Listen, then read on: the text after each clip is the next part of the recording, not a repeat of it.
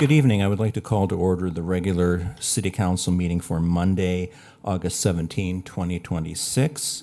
I am Steve Pondragula, the President of the Council. I'm chairing this meeting at the request of our Mayor, Mark Janser, who is out of the city tonight.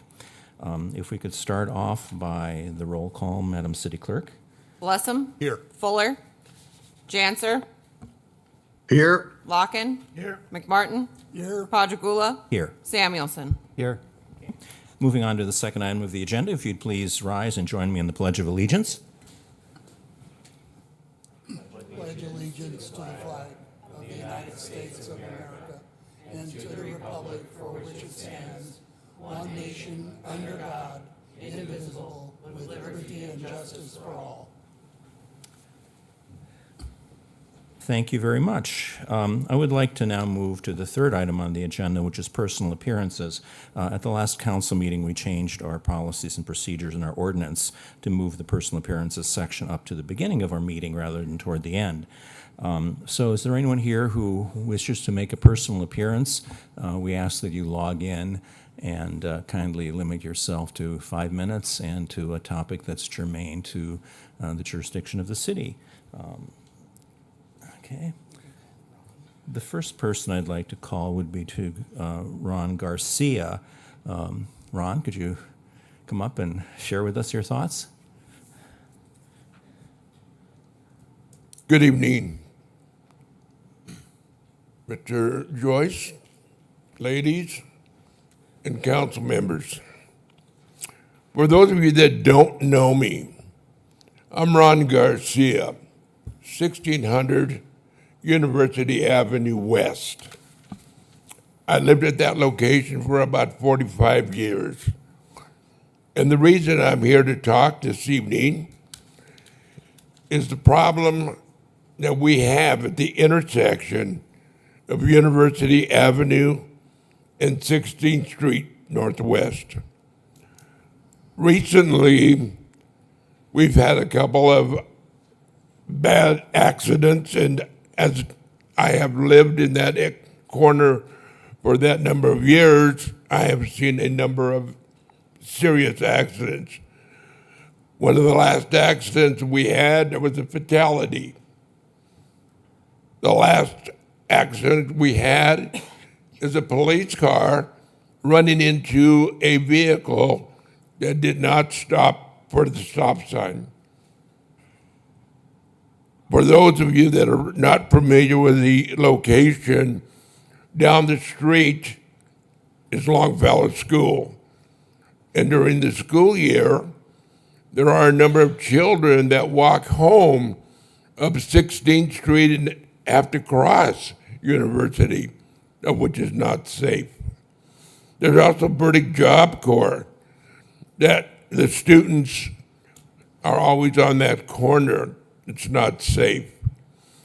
I'm here just to bring to your attention the fact that something has to be done. I talked to the traffic engineer. I had no feedback from him.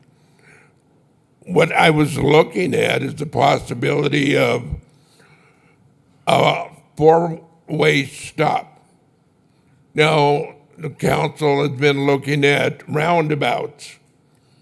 That would be a perfect place for a roundabout from the intersection of 7th and 16th Street. There's a four-way stop there. From there up to 21st, the vehicles speed at anywhere from 40 to 65 miles an hour going up there because there's no impediment for them to stop. And something has to be done. Like I said, I'm just here to bring it to your attention, and hopefully that something can be done. We can't stop all the vehicles, but we can make them aware that there is a stop sign and people should stop. Thank you for your time. I appreciate it, and hopefully we can get something done. Thank you. Any questions or comments for Mr. Garcia? If I could ask thank you. If I could ask the traffic engineer to address this topic, not tonight necessarily, but in a memo to us in the near future, giving us his perspective. And if also we have some accident data, I think somebody having an accident with one of our police cars is really worrisome. So if we could hear back from the staff as to what's going on at this intersection, and if they feel any changes are necessary, I'd appreciate that. Okay, the second person is Brady Nelson. If you could come up, please, Mr. Nelson.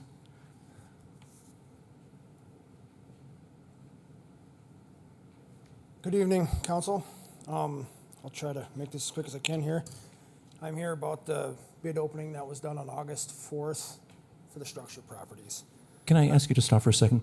Madam Attorney, we're going to be having this on our agenda later on. Would it be more appropriate for Mr. Nelson to speak then or now? We'd leave it in the chair's discretion. Typically, those topics, when they're on the agenda, would be reserved for discussion by the council. So it's up to you if you'd like to entertain that conversation during that particular item agenda. I don't know if Mr. Nelson is able to stay long enough for it. So, or if any of these other items before that agenda are going to garner a lot of discussion. So, but I would leave it in your discretion, Mr. Chair.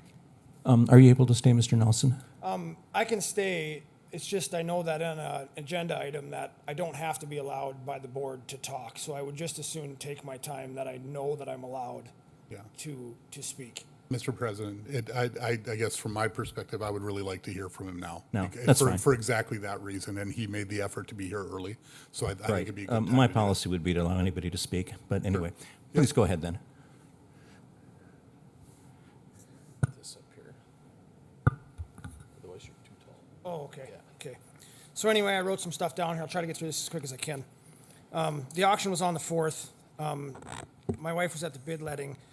At about 1:50, the bid letting was at 2. At 1:50, there were 2 envelopes on the table. A minor employee had to walk out. They grabbed one more. It was there by 2 o'clock. The bids were opened. There were 3 separate properties that were bid on: the apartments, 804 First Avenue, and a fence. All 3 of the bids were for separate. And before they even opened them, actually, they said, "Looks like you guys won." That's the word that they used. But anyway, then they opened the bids. And all 3 of the bidders, we were given our paperwork. Told we had 10 to 15 days to get the paperwork finalized. My 5% bid bond was kept, and I was given a purchase agreement from the city. Anyway, then I received a phone call the next day from Justin CDM Smith saying that they were rejecting our bid. At this point, we were told that it was a clerical error, that another bid was found and opened outside of the bid letting, outside of the public's eye. Now, this should never happen in a sealed bid.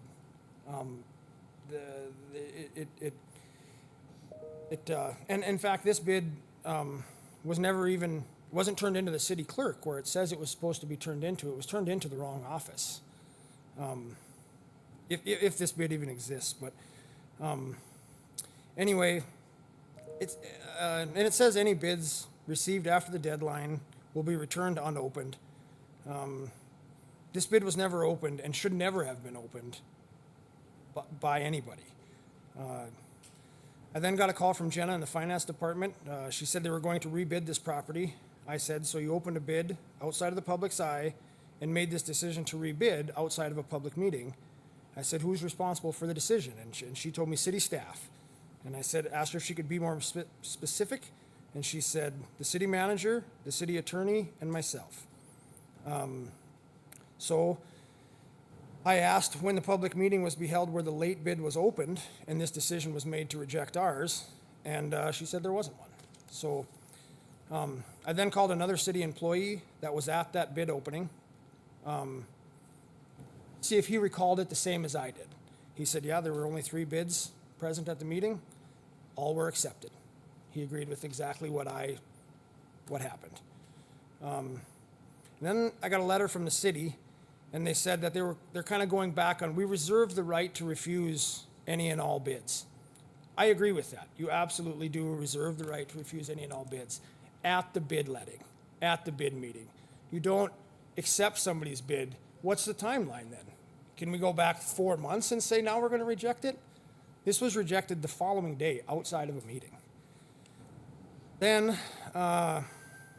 things got kind of interesting.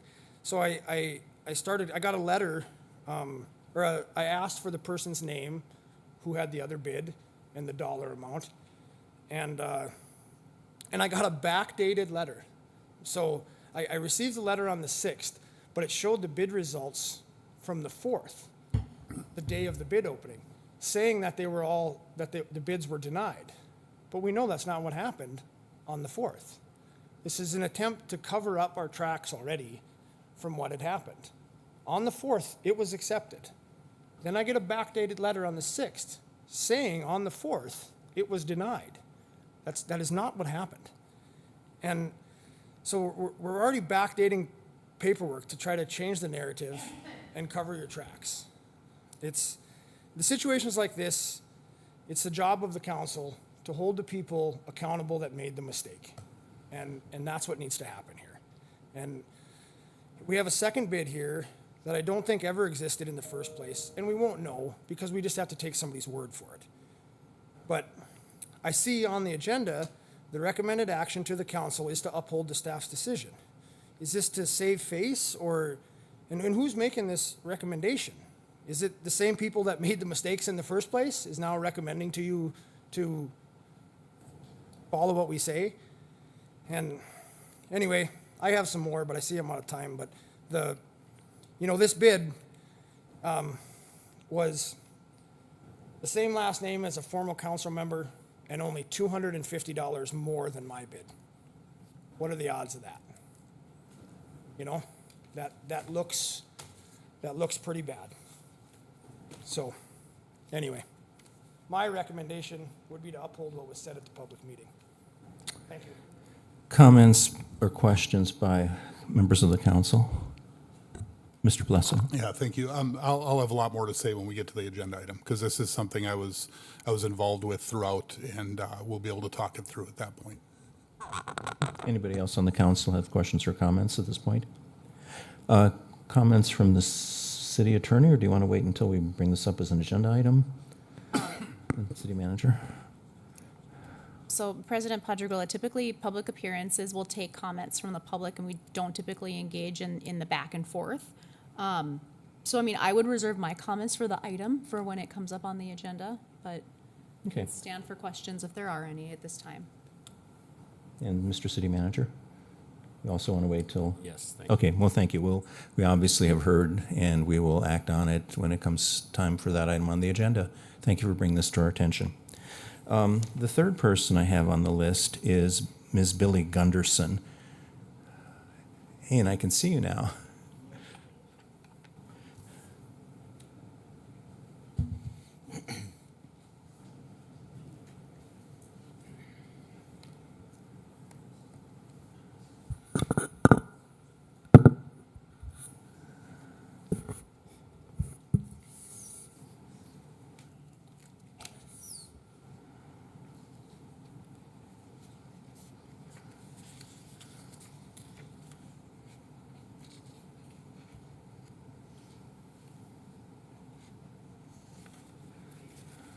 Council members, August 14th, 2026, I received this cease and desist letter from Peter Henkla, the attorney representative representing the developer Axel Group LLC, Ryan and Jessica Ackerman. June 2023, at a meeting with Minot Parks, Ellie Delurier and Jared Olson, Peter Henkla stated, from a lawyer's standpoint, if something is brought to our attention, and technically I believe if we address it in a timely fashion, in a proper fashion, I don't think we have broken the law. We would be responsible if we did nothing about it. Words that seem no different today than they were 3 years ago. Modifications have been made to the property since July 2026. When I repeated those words back to Mr. Henkla, he retracted them. I stand by what I have said and written. It is backed by engineering blueprints, documents, and internal city emails. The effort to silence me is intentional and coordinated April 2026, Megan Invec, the Deputy State Director of Americans for Prosperity, North Dakota, and board member of North Dakota Associations of Nonprofit Organizations, responded to my public appearance stating, Jessica Ackerman has done an amazing job with Citizens Alley, and it had all of its permits. August 3rd, 2026, she posted on the City Council meeting to limit redundant communication and that it limits engagement. Following up with a post she deleted stating that harassing local business owners to the point where they have no other option but to block me, and that I have a relentless personal vendetta. This pattern of silencing advocates mirrors a severe systematic lack of continuity in the City of Minot's own infrastructure enforcement. City Hall does not meet ADA requirements for occupancy. The same non-compliance for the threshold of the north door entrance, which is now fixed, is a reoccurring issue across multiple properties funded by the Facade Improvement Program. The building official Luke Telema told me that they were never communicated to him within the last year that I've been addressing them. The brand new infrastructure on the south side of Bishop Ryan lacks continuity. Next photo, please. Next photo, please. Next photo, please. Next photo, please.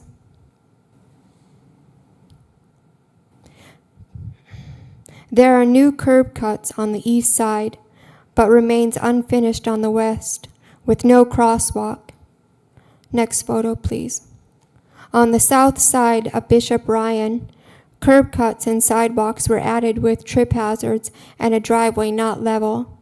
Next photo, please. Next photo, please. Furthermore, at the 7th Avenue Southwest, the complete corner and curb cut absent, left unrepaired, as the street was repaired and more asphalt was laid.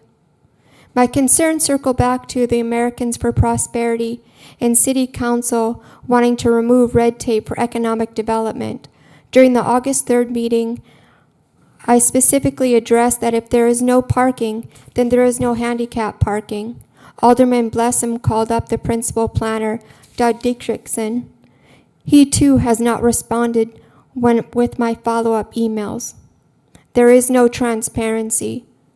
The new no minimum parking benefits the ASCO Group as the developer of Citizens Alley that has no handicap parking, which was on the site approval in 2023. Also, the $500,000 donation to MSU for the engineering program. While I was at MSU, I saw Ackerman Estvold and AECM below the large screen. My concerns are very deep in my community participation for inclusion and safety. I ask that the city hire a third-party contractor to oversee planning and inspections for ADA requirements. Thank you. Thank you, ma'am. Anyone else? Hearing no one else, let's move on to the next item on the agenda, number 4, which is the mayor's report. And I believe the mayor has submitted, or no, he has not submitted a report. If the mayor No, is I'll on, just give a quick. I'll please just give a go quick ahead. oral Go ahead, Mayor. report. Yeah, thank you very much. Since the last city council meeting, I've been involved in a number of activities to include the Association of Air Force Missileers National Conference, which was here in Minot last week. And the city received a great many positive remarks from veterans of the missile service who had not been here, some of them for over 50 years, some of them for multiple decades, about how beautiful the downtown is, how beautiful the city is, and the enjoyment they had of the attractions like the zoo and Citizens Alley and the Dakota Territory Air Museum and others. So very, very pleasurable to have those folks in town.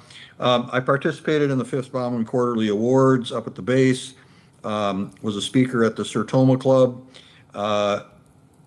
was involved in a update by H.R. Green on the compatible use study that is funded with the OLDCC grant that we received.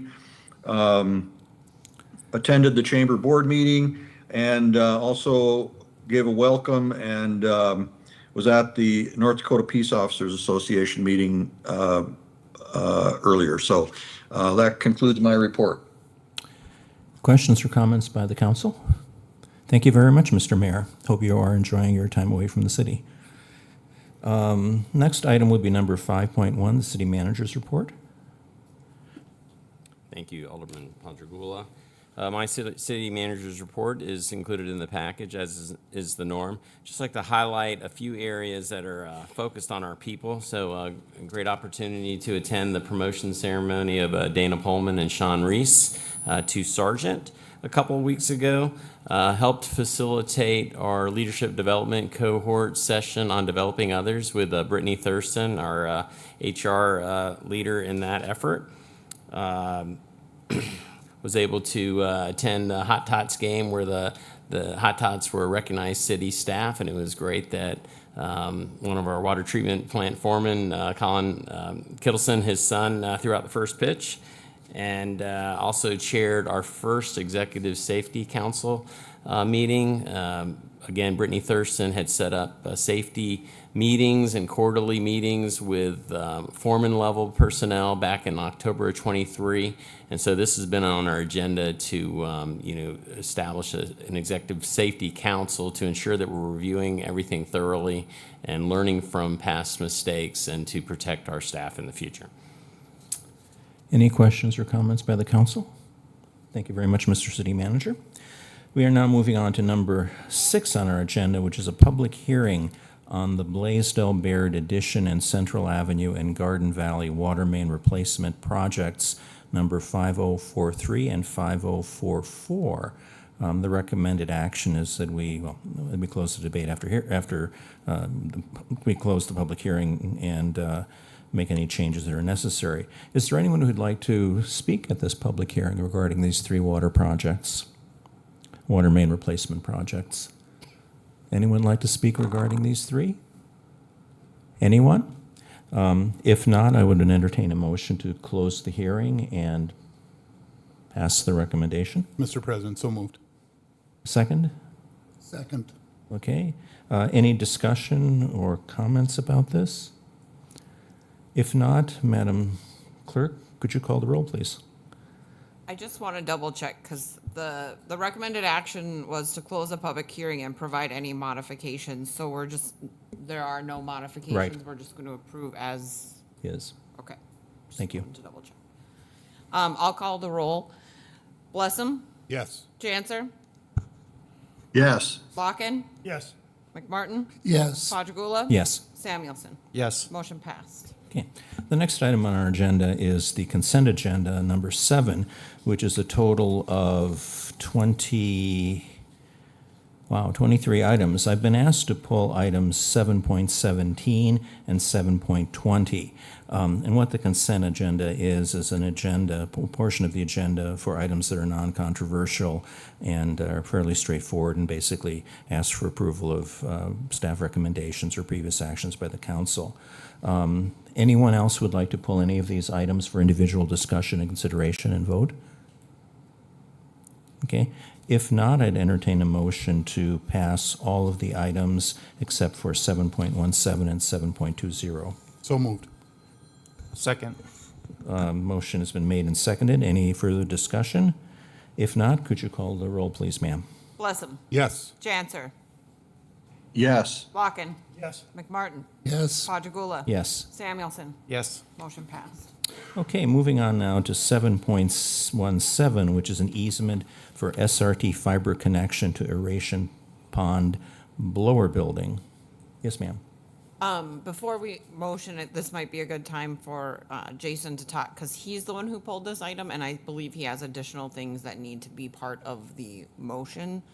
Well, thank order you. for the- By all means, I didn't see you coming up. I'm sorry. My peripheral vision is not the best anymore, apparently. Go ahead, Jason.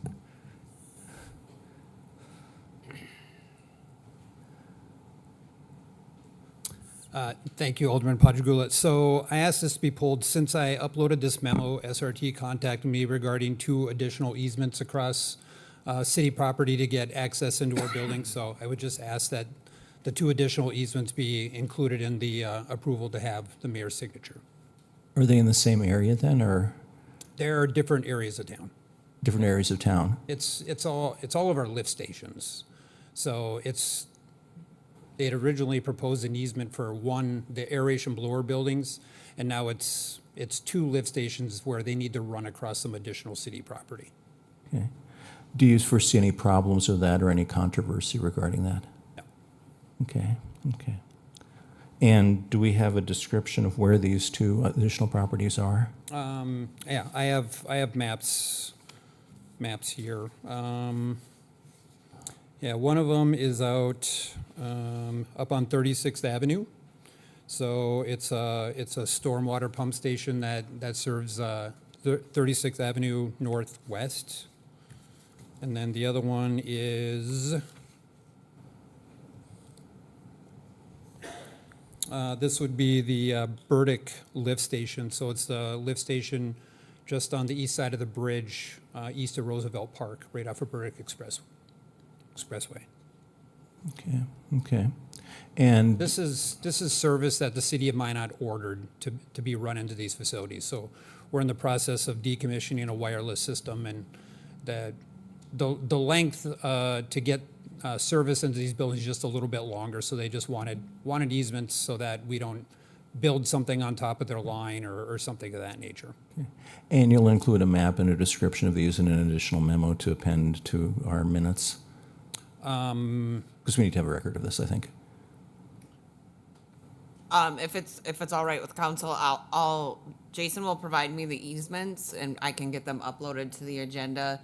And I believe all that would have to change, and Jason, you can tell me this is right or wrong, but basically the recommended action would be to approve all of the easements for an SRT fiber extension on city property to connect to SRT's network. We'd probably take out the portion of the aeration blower building and authorize the mayor to sign on behalf. So it's just a little more generic, which would allow for him to have the additional 2 in there. That's fine. Any questions or discussion?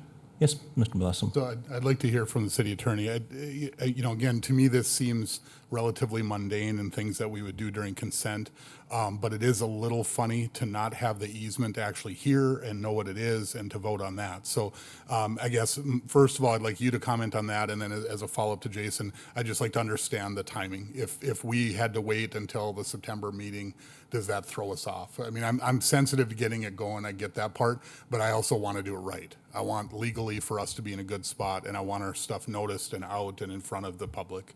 So can you comment on that?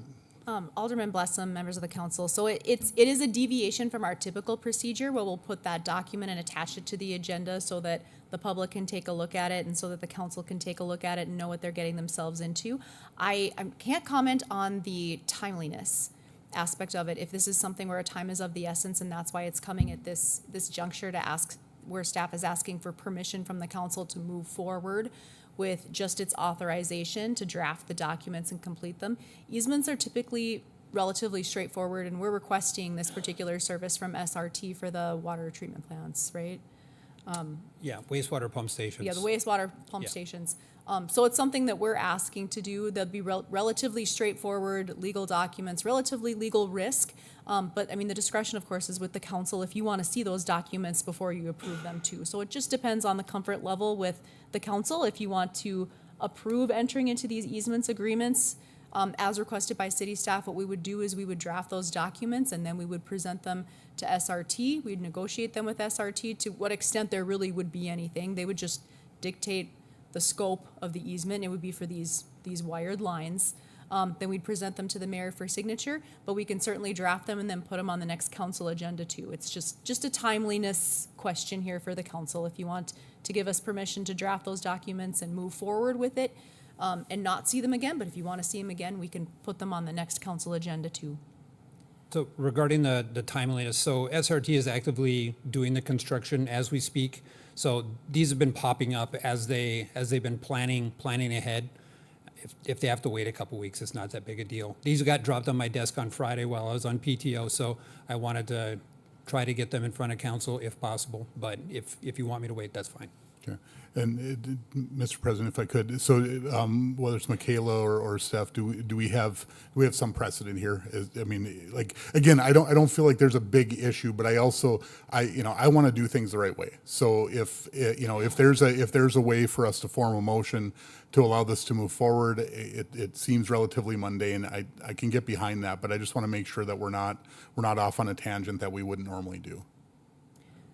Well, and I don't want to speak for Steph on this, but we have previously before approved negotiation of contracts and authorizations of the mayor's signature without it coming back to council. I haven't seen the easements, but I don't know if it deviates a ton from the current one on the agenda. So, I mean, Just another set of addresses. Identical language, just different location. Okay. All right.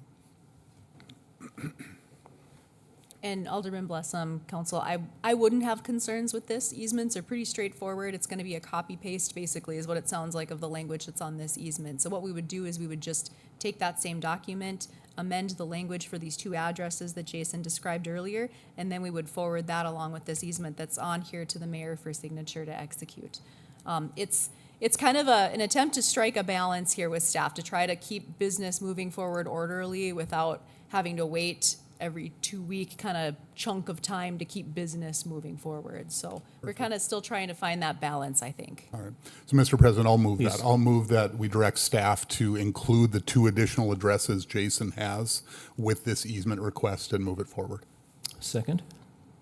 Second. Okay, any further discussion or comments or questions? And Yes, just ma'am. one thing Sir. I'll note, Jason, thanks for bringing it forward. mean to I mean, it's the right way to do things, so I appreciate that very much. Thank you, Mr. Blessum. Any other comments? Okay, let's take this to a vote, please. Blessum, Yes. Janser, Yes. Locken, Yes. McMartin, Yes. Padragula. Yes. Samuelson. Yes. Motion passed. Okay, thank you. The next item in the consent agenda is 7.20, recycling transport renewal and proposal to self-perform hauling. And this is also your proposal, Jason, or if you could just briefly tell us what you're asking for, and then we can have a more informed discussion. Sure. Thanks, Alderman Padragula, members of council. So if you recall during my budget presentation, this is something that we discussed. We've went through an RFP. We have a new contractor to do our recycling sorting. It's a company from Jamestown. So one of the things that we talked about is now that the recycling center is probably about a third the distance round trip than our previous facility, we could probably handle that trucking in-house. So we've been working with our local contractor that's currently doing it. So one of the agenda items is to give them an extension, and then I'm also asking for permission to move some money around within our landfill budget. We'd buy a truck and start self-performing that service. When you look in the memo, the numbers that we're paying the private hauler are pretty high on a loaded mile basis, and we can do it significantly cheaper. We have staff availability that we can do it in-house without hiring additional staff. How often would we need to haul to Jamestown?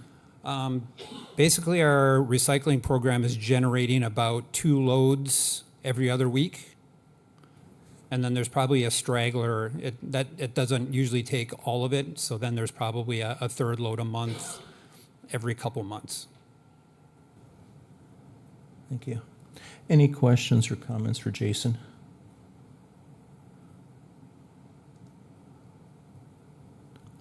Thank you. Right, thank you. Any discussion? Need a motion. Motion then? I'm sorry. Need a motion. Motion. Would someone like to make a motion so we can discuss it?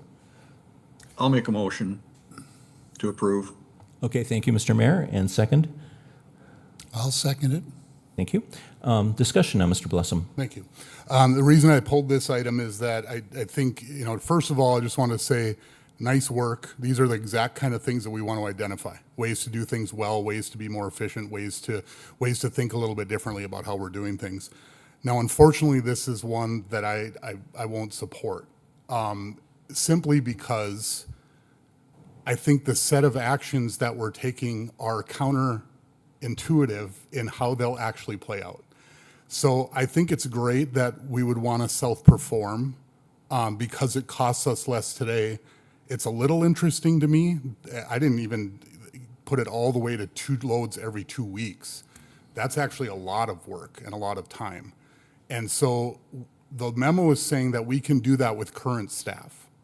This is exactly what leads an entity like the city to say, well, shoot, Mr. City Manager, we thought we could, but you know what? That's grown a little bigger than we thought, and now we need the people. And now we've just eaten up the $45,000 that the increase would have been to continue to have the outside source do it by putting another staff member in place. And to do all of that, we buy a new truck, would put a new truck on our rolls for maintenance and everything else that goes alongside that.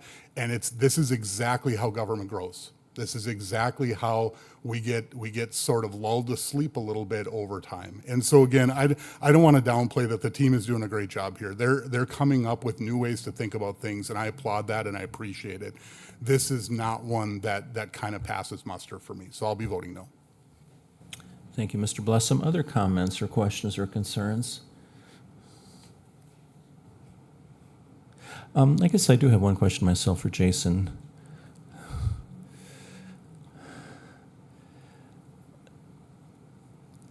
I guess I'm not quite as concerned as Mr. Blessam, but I guess I'm just wondering how we find, it's what, a 3/4 of a day drive down and back? Sure, Alderman Padragula. So with the different landfill hours between winter and summer, we have to cover a lot more hours during the summer. So during the winter, that basically the hours that were not open at the landfill, those hours would then be dedicated toward driving. During the summer, when we're running the longer hours, then we would use overtime. It would take some overtime in our budget. But we would still save money, you're saying? Oh yeah, significantly. Okay. 'Cause I guess, I mean, not to be critical, but I guess I'm just wondering how all of a sudden we find 3/4 of a day of staff time every 2 weeks. And you're explaining in terms of seasonal demand and then having to make up for that with some overtime, but still running less than normally we would pay. Okay, that makes sense. Any other questions, comments, concerns for Jason or discussion? Mr. President, Yes, sir. Yes, Mr. Samuelson. I agree with Mike. I don't know how to put it other than the fact that we have an extra person that can run and do this now, but will we in the future? And the fact that we can do it is a little questionable to me.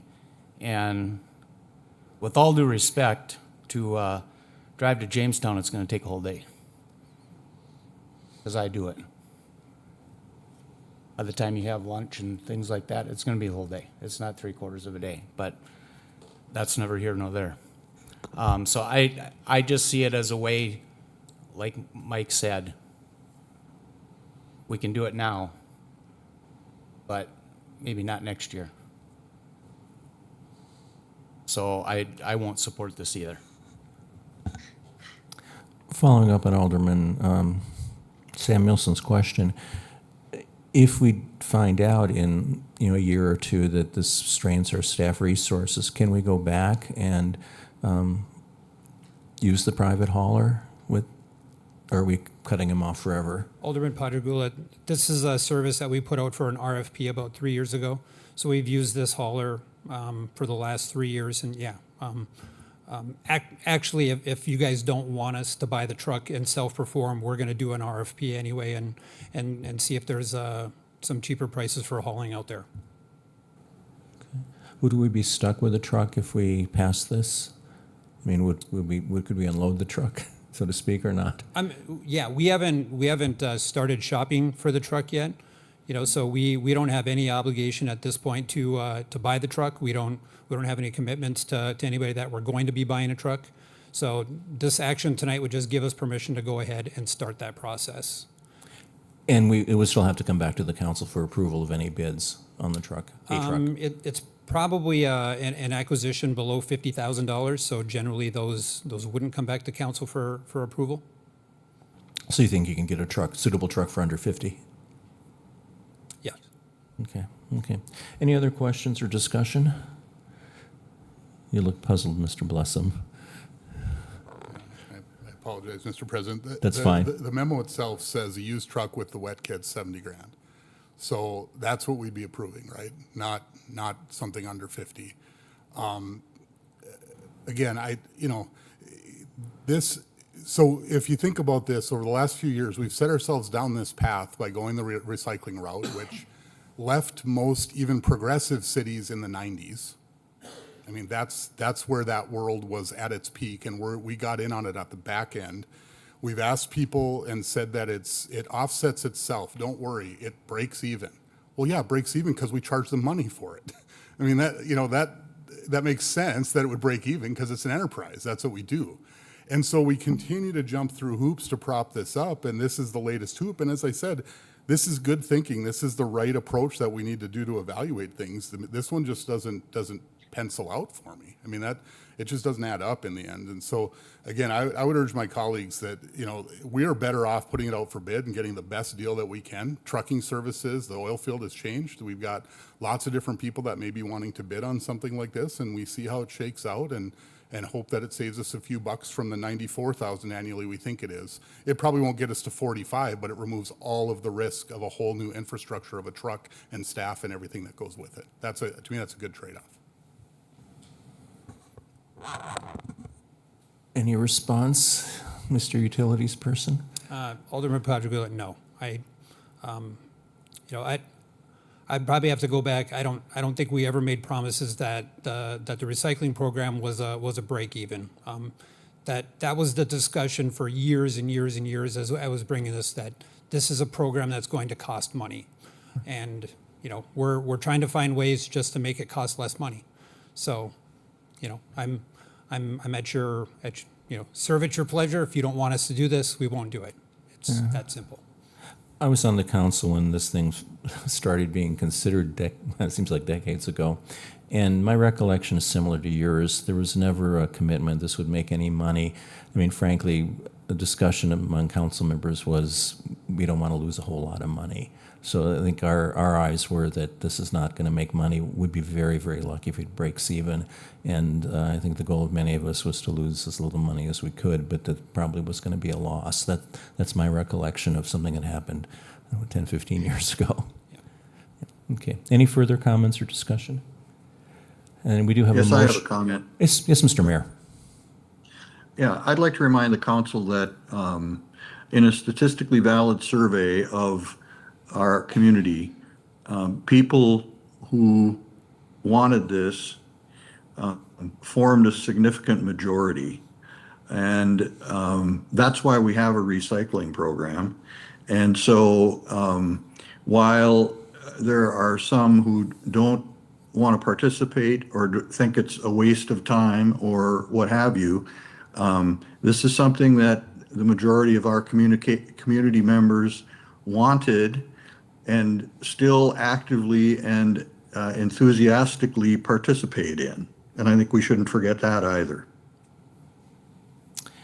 Following up on that, Mr. Mayor, although it's not nearly as robust as the scientific poll we've conducted on several occasions, my own experience in talking with numerous people throughout the community is that this is the number one complaint or number one question newcomers to the community have. They've, in the thousands of homes I've knocked on their doors, the largest number of newcomers by far ask, why aren't you recycling? And they've stopped asking that because we've started recycling. So I think the consensus among people I've interviewed, I've talked with who are new to town, are just amazed that we haven't done it before because they've come from communities where this has been a part of municipal life and municipal services. Anyway, any further comments? Yes, Mr. Blessum. Thank you. So since we're going to talk about the survey a little bit, I'd like to remind everybody that the number one thing that comes ahead of recycling and everything else on every one of those surveys is our property tax. And so I want to be clear that we continue to keep the entire survey in mind as we talk about these things, because they can't be done in a vacuum.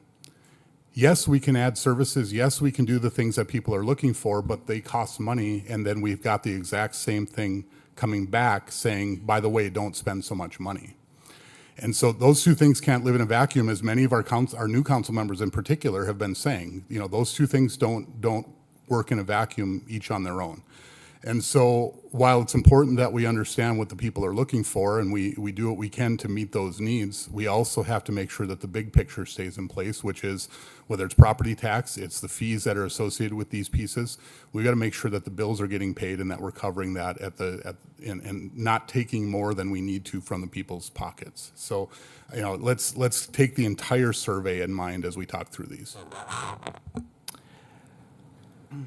I'm trying to look at the city survey online from 2023, and I didn't see that. I didn't recall the thing about property taxes. We don't have the time now for me to look through all of this. My recollection was that roads and public safety were highly ranked in terms of what people liked and wanted. Yeah. Anyway, the results are lengthy and complex, but there was. Yes, sir. Yes, Mr. Mayor. I just want to be clear that the survey that I was referring to was the specific survey that was taken about should we have recycling or not. Okay, thank you. It was not within the last 2 years. It was back a number of years ago when we started this program, and it is why we went forward with the program.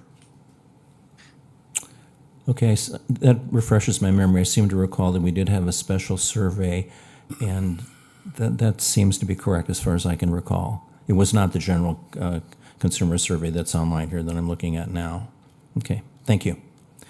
Any further discussion or comments? Mr. President. Yes, Mr. Samuelson. I would just like to make a comment that this agenda item does not take recycling away. And here we are talking about eliminating recycling, and that isn't what this has to do with at all. That's correct.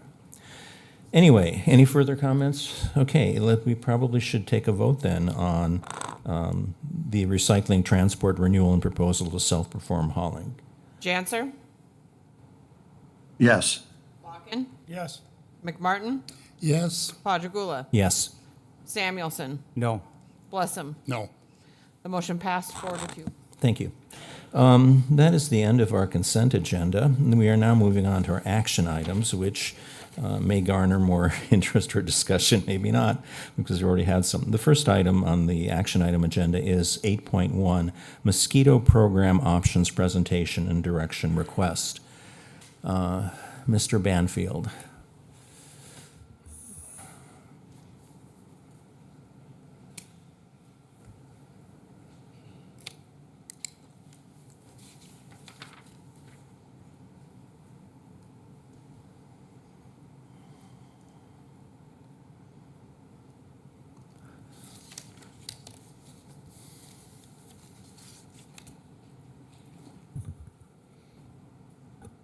Good afternoon, Mr. Mayor, President Padragula, City Council. I just wanted to say first, thank you for giving me this opportunity again to discuss a little more in detail our mosquito surveillance program.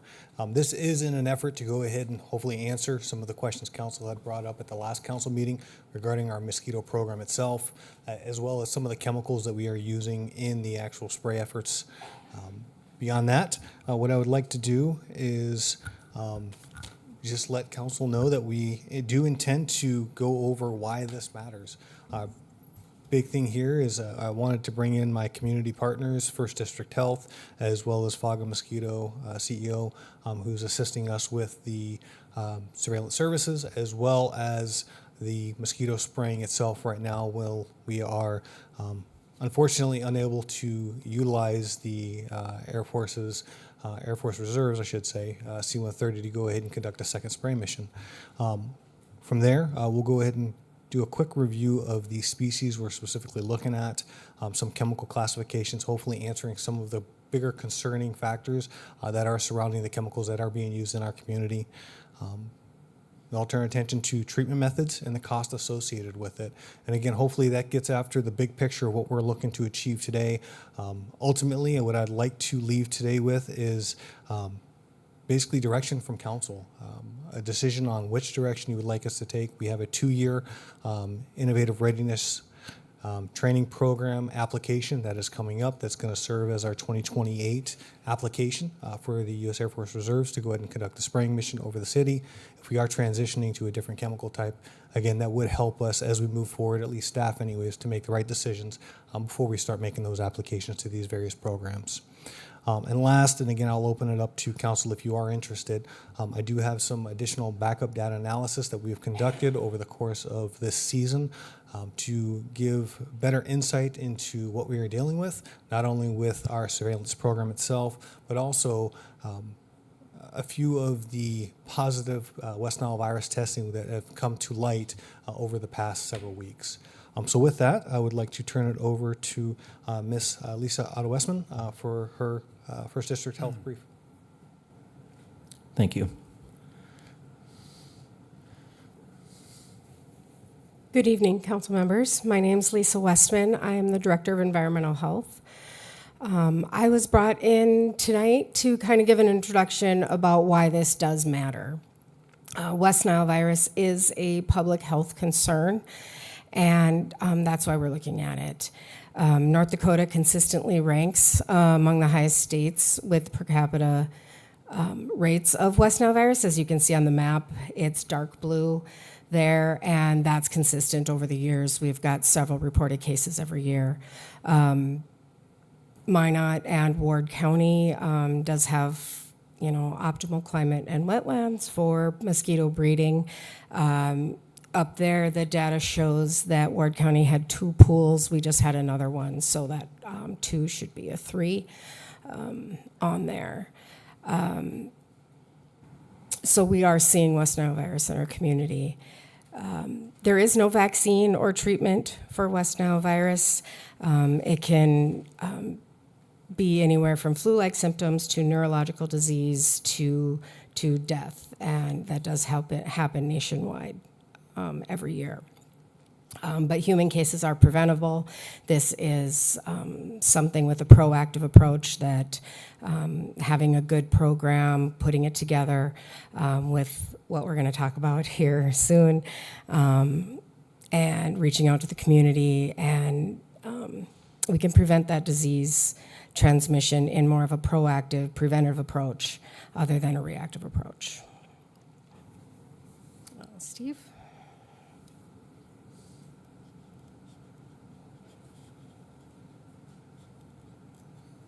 Good evening, Council.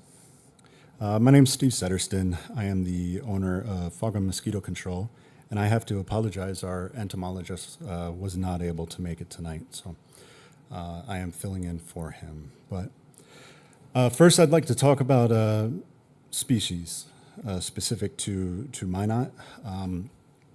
We have 2 primary species, the Aedes and the Culex species.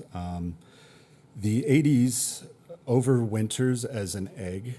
They typically lay eggs in floodwater areas, and we typically see those numbers increase initially after spring, early summer. They are typically a nuisance. In our case, they're daytime biters. Moving on to Culex. They are our primary vector mosquito within North Dakota. They overwinter as adults, so the number increases later in the season.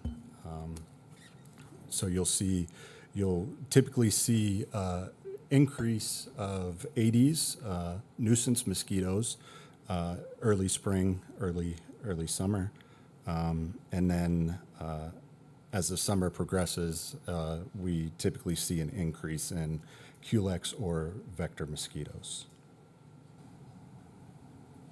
Additionally, they are our primary nighttime biter. Moving on. So I'd just like to take a brief moment to discuss some of the control measures that we use to control mosquitoes overall. I'd first like to discuss signal words and kind of what that means.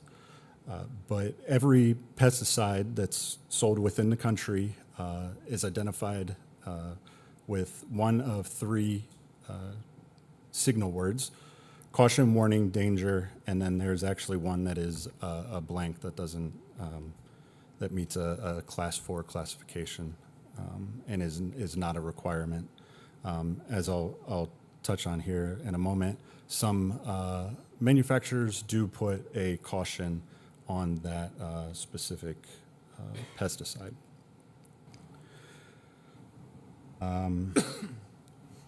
What the word measures is the toxicity of the product in a single accidental exposure to the concentrate as it's shipped. So federal rule actually prohibits lowering it to reflect the diluted spray or as it's intended to be used. So it specifically covers acute exposure.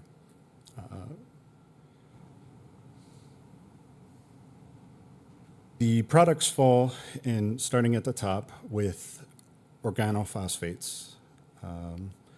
Typically, you've seen this applied in Minot via aircraft with the C-130 effort by the Air Force Reserves. Nailed and trumpet, that carries the signal word of danger. This is stamped by the EPA, and its restriction is specifically for eye and skin corrosivity.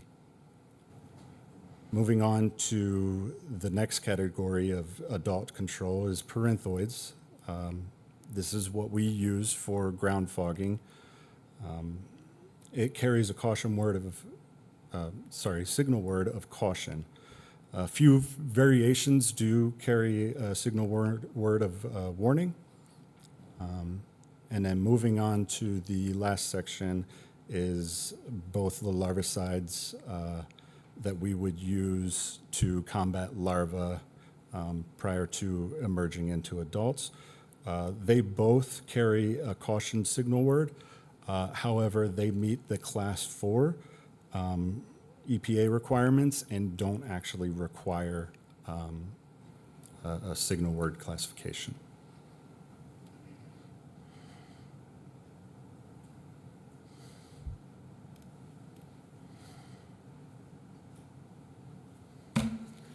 Thank you, Steve.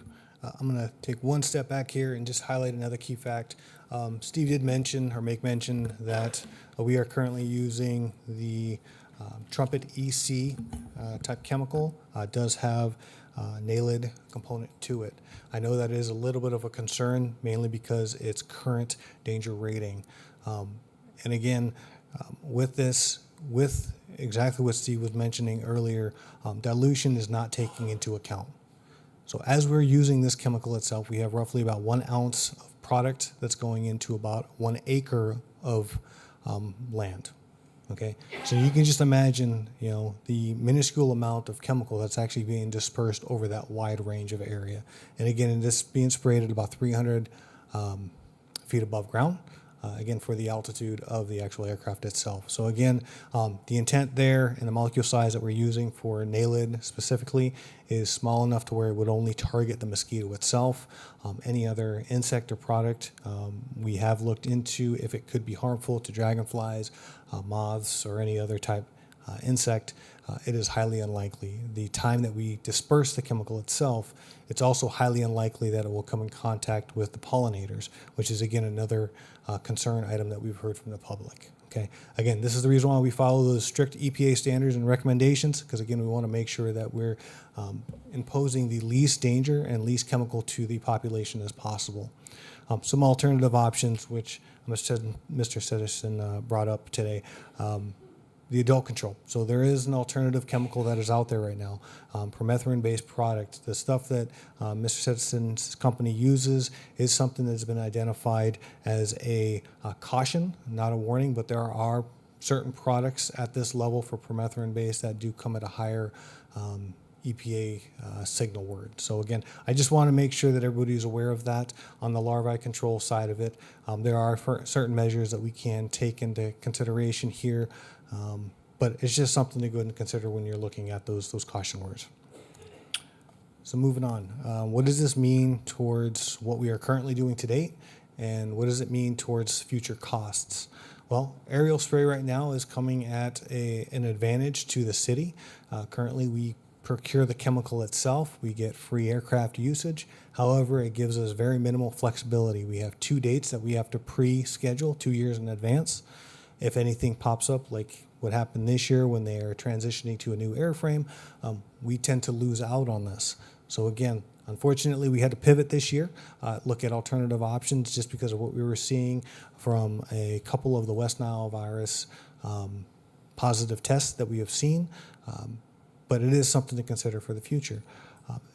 Next option here, and again, this is something that I'm trying to do for my staff and for my team.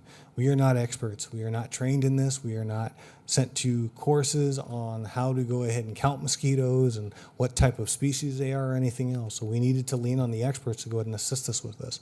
And the reason why is because to create a robust mosquito program, you need to make sure you're making accurate accounts of what you're actually seeing. Otherwise, you're just spraying chemicals needlessly. So this year, we opted to start up a new service to allow our service provider with that expertise and staff to go ahead and focus their attention on how they would address the mosquito population, when we need to be a little bit more flexible and maybe spray at that point rather than just pick out of the air 2 random dates 2 years in advance that has no predictability to it whatsoever. Okay. The last one, again, this brings me to the ground spraying or fogging mission set. Again, this gives us some significant flexibility for what we are trying to achieve. However, unfortunately, unlike the aerial spray that we're receiving from the Air Force Reserves, it doesn't come at 0 cost. We have to pay for the chemicals. We also have to pay for the service.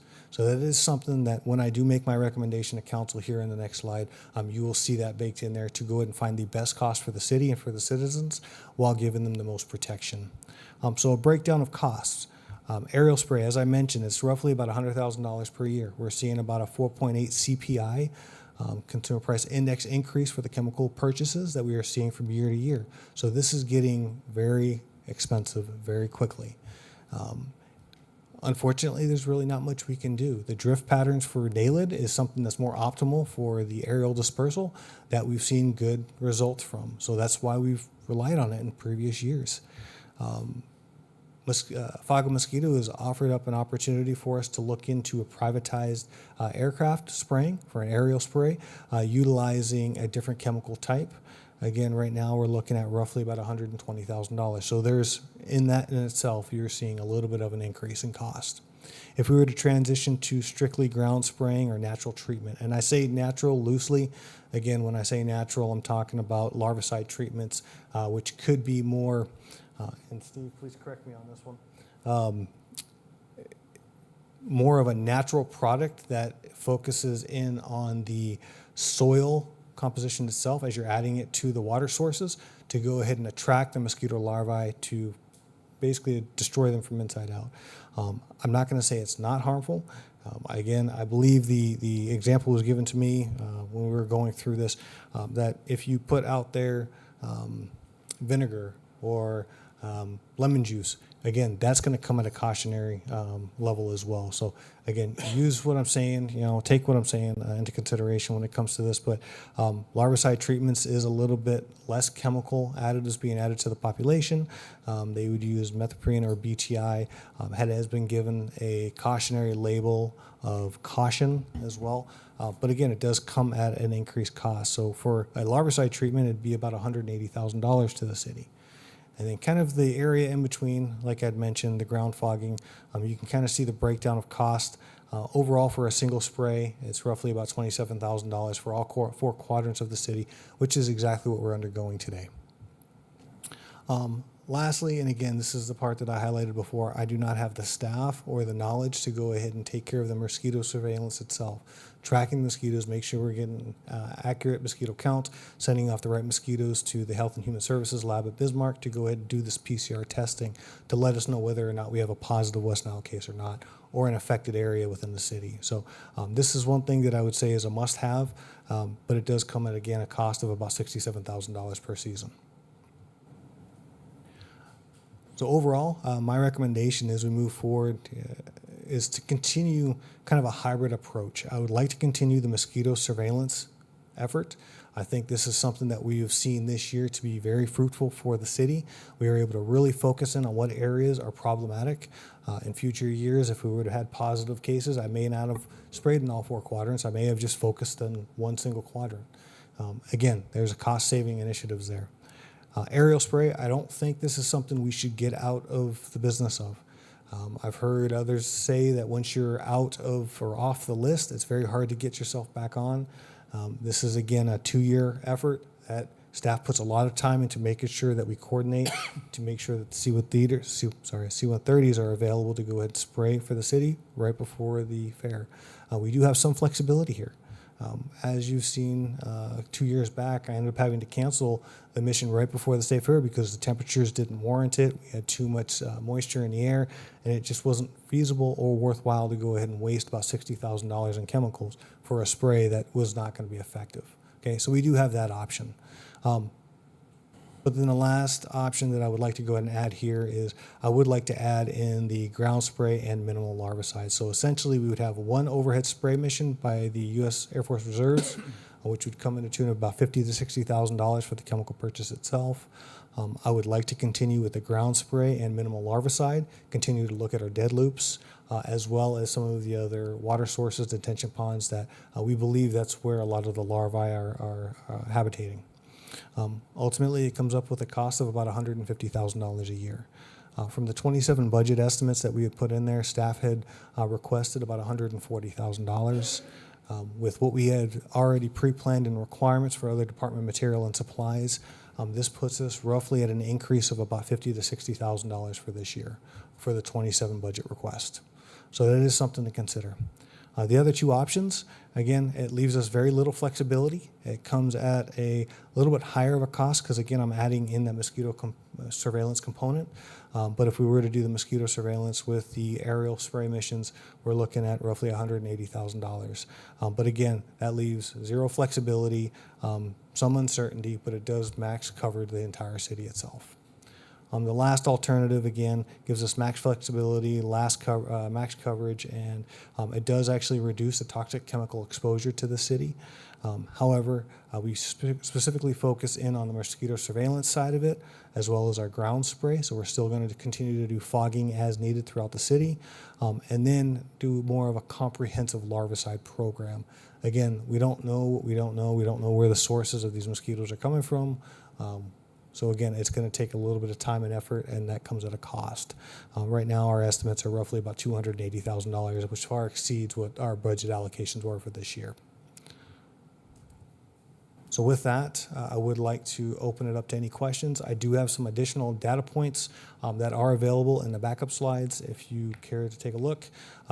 We did have to make a few minor modifications because some of the updated data on the CDC website had recently been updated, so we wanted to include everything from Health and Human Services for the new findings, as well as other counties throughout the state, making sure that council had the right data.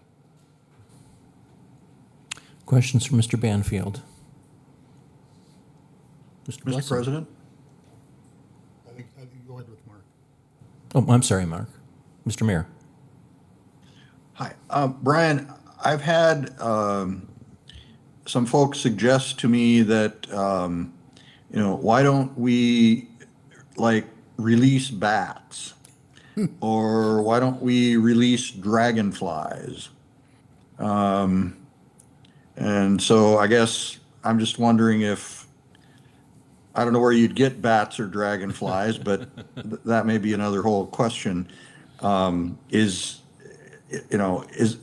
guess people who would like to say, well, how about aren't there some natural ways that we can deal with this problem? I guess I'd just throw that out to you for whatever response you have for it. Mr. Mayor, actually, I believe to get after the intent of your question, I will say we have looked into a few different alternative methods, more on the natural side. So I'm working with the base entomologist at Minot Air Force Base. She's looking into on their lagoons and some of their other water sources, holding ponds out on base, looking at fathead minnows as an alternative source. Unfortunately, with dead loops, not seeing much aeration, it creates a little bit of a problem. We do flush them beginning of the spring, throughout the summer, end of the year. So again, we're just investing money into something that's essentially just going to get flushed downstream. Other issue we run into is looking at alternative aquatic life. And again, Steve's entomologist unfortunately couldn't be here today with us. He did make mention he's looking into mosquito fish. That's something I haven't heard of before, as an alternative option. Now, as far as flying type, adulticide type products, I haven't seen much that I feel are going to be helpful. But again, if council wishes, I could look into that a little further. Anything further, Mr. Mayor? Nope, that was my question. Thank Okay, you. Thank you. Mr. Blessum? Oh, I was going to say, I Mr. have Larkin. personally looked into dragonflies for my own backyard. Surprisingly expensive, and you can guarantee nothing. So as much as it would be nice to have a natural thing like that, if it doesn't pan out, I guess, for the cost, for no guarantees. Mr. Blessum now. All right, thank you. So Brian, this might be best handled by First District, maybe, but I want to understand a little bit of what we're trying to accomplish. So the numbers that I can see say something around 1,300 cases nationally of West Nile per year. Now, yeah, I think we'd all agree North Dakota's a big part of that because we're one of the hotbeds, let's say. I guess my question gets to things like this. What's our plan for Lyme disease? Lyme disease impacts people. Our public health way of going after Lyme disease, from what I can see, is helping people understand prevention and how to avoid it and to watch for ticks and everything else that goes with it. And so I think we're all seeing the effect of us trying to veer government into thinking we can make a difference in every last aspect of our lives. And I guess I'd like to understand a little bit of where do we choose that? I mean, I know we choose this one because maybe it's relatively easy to do, and it maybe has the other effect of, hey, it's kind of a quality of life thing as a secondary thought. We talked about that last time when this was up. I'd like to understand why our approach is what it is overall. So, and again, a little for you, and if First District wants to weigh in on that as well, that'd be good. Mr. Mayor, Alderman Blessum, I'll first answer a portion of it, tying it back to risk. Doing a cost-benefit risk analysis, what is the best approach to go ahead and deal with the closest threat? In this case, we're dealing with mosquitoes. It's an airborne type insect that we can go ahead and take care of relatively easily with a little bit of mitigation.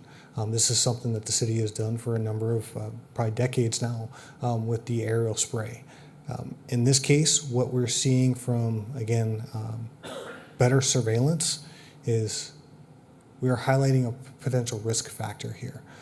High mosquito populations, again, as Mr. Setterston mentioned, the Culex variant or the Culex mosquito species is something that we're starting to see an increase in. So again, that's the reason why my staff has been looking so closely at the mosquito side of it. For the Lyme disease, I guess I would turn it over to Ms. Lisa Otto-Westman. Yeah, and just to be clear, just more generally, I mean, this is one that we go after, and I'd just like to understand, we're talking about chemicals that, by everybody's admission, are toxic. I mean, at some level. I mean, whether they're good or they're bad, everybody can make their own determinations, but we're actively spraying them on our entire city. And so I'd like to, because I think, did I hear you say we've had 2 mosquitoes found in Ward County so far this season? Three this season? Positive pools. Yes. Okay, meaning we pulled a couple samples from a water source and that pool had them. So that means 3 locations. Is that the best way to think of it? Actually, on that specifically, Steve would answer. He Okay. did the specific Okay, surveillance. thank you. Alderman Blessum. To answer your question, so what I do is I collect traps, sort the species, and then pull sampling from that trap from that specific day and send it to Bismarck to be tested. So a pool is simply a batch of 50 mosquitoes that we pulled from a zone, either northwest, southwest, northeast, southeast, specifically sent that down, had that tested, and it came back positive. Now, right now, we're only testing about 27% of the Culex mosquitoes that we're receiving. And part of that is to meet the limitations of the state lab. We're limited by them to 50 pools being tested. And with that, there's only 50 mosquitoes that can go in each pool. Hopefully that answers your question. Yeah, I think so. Thanks. So if I can continue, Please, and of if we course. can continue, just again, I'd like to just know what makes West Nile one that public health in many areas goes after. Why is this one? Again, looking at the numbers, say something around 1,300 nationwide, less than 1% death rate. People generally, if you even know you have it, get some slight flu symptoms. What are, again, just looking at our dollars, we're spending a bunch of money on it. We're spending a bunch of effort in Brian's team and around town. Why do we put such effort into this disease or this virus? This is something that a preventative approach has been proven to work, proven to decrease those numbers. And this is the preventative approach that's been done nationwide. There are some things that we can ask the public to do, get rid of your water sources, wear protective clothing, wear insecticides, those types of things. But mosquitoes are everywhere, whereas ticks, you're going to an area where there are ticks, this is the thing that you do. And that's why we don't treat that. That's why, public information is the best way there. But mosquitoes, they're everywhere. And then this approach has been proven nationwide. Most entities nationwide have some sort of vector control program or mosquito management program.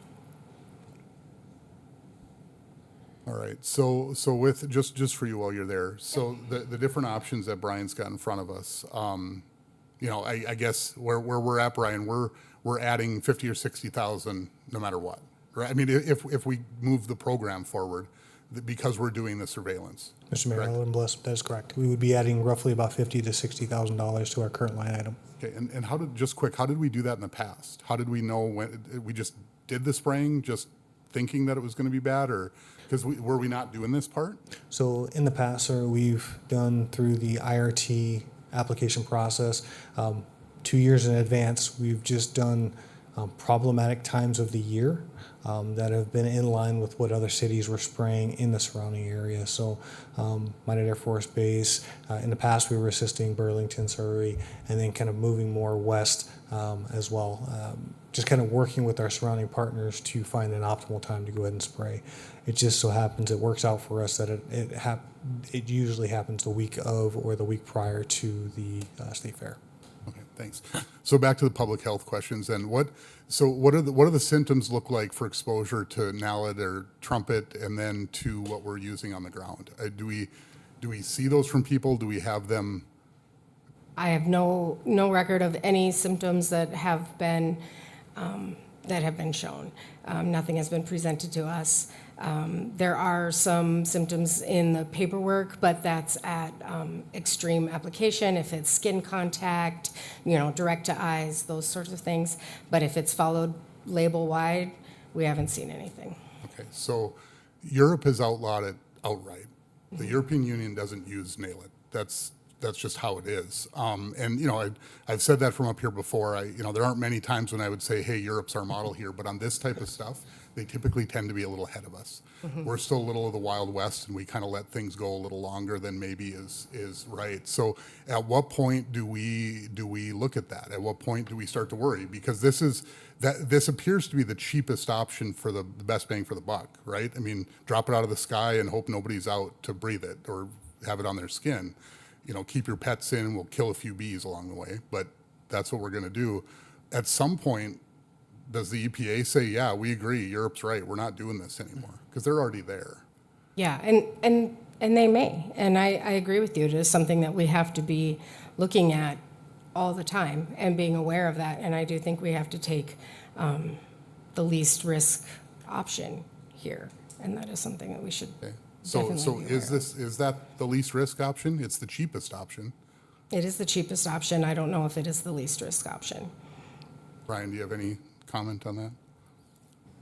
Alderman Blessum, just to address one fact here, the European Union necessarily didn't ban this. They pulled the product itself because individuals are using it off-label. That is exactly what we're trying to avoid here. We want to make sure that whomever we choose to go ahead and disperse the chemical is not only certified to go ahead and do so, but is doing so in accordance with the material safety data sheet associated with the chemical itself. So again, the risks itself, as laid out by EPA guidance, is minimal, and they are highlighted within that MSDS sheet itself for this chemical product. Again, we do have alternative options. We can go with a permethrin-based product, again with a lower classification level, which again, we would be following that accordance to the EPA label itself for what they've designated for the proper use of the chemical. Okay, thank you. Steve, if I can Please keep going, keep going. Thank you. So I apologize. Brian, help me understand a little bit of what actually happens as we go through a season. So, you mentioned last year or whenever that was where we had a difference on the ground, right? So we made an adjustment, didn't make sense. This year we went ahead with one spraying. We probably would have wanted to do a second based on the numbers, but that didn't work on our contractor side, so we couldn't do it that way, right? So what, I guess the part that I'm having a hard time with, and it's all anecdotal, this all is, right? People, when are they going to spray? It's terrible out. We're getting lots of mosquitoes. Well, that's because you got a barrel in your backyard full of mosquitoes, right? And I'm not blaming it on everybody. I got standing water around my house sometimes. My point is that that whole side of it is very anecdotal. And I know that your drive is to do this scientifically, to understand what the numbers are actually looking like, what are we pulling from the samples, and those types of pieces. But what do people actually experience then out of this? Because I feel like it's just something that we chase forever, and we're not really going to be satisfied. And the outcome is always zero. I mean, I don't know if public health can help us understand the last time we had a West Nile death in North Dakota. And I'm not suggesting that we flirt with that. That's not my point at all. But we've got a lot of maladies. I mean, we went through this with COVID, right? We went after a lot of crazy stuff in a season where flu essentially went away, and we decided to call it COVID for a year. And so I just want to make sure that we understand, what we're trying to fight and the public health consequences of that fight. And then, there's also a cost to it at the end of the day. So I don't know. Those were maybe more statements than anything else. I apologize that there wasn't maybe a question in there unless you caught one. But Lord bless him again. A lot of the data that we're driving, and again, I'm very data oriented, is one recommendation for best practices nationwide. I can't right off the top of my head think of the acronym itself, but it's an IMM. It's basically an overall integrated management plan that basically tells you how best to develop your mosquito program itself to best suit your community. Ultimately, we're trying to get after that. We're trying to develop one that works for us, that's cost effective with our current constraints and our current situation. As far as what we've seen in the past from severity from human-borne cases, again, that is something that is tracked nationwide.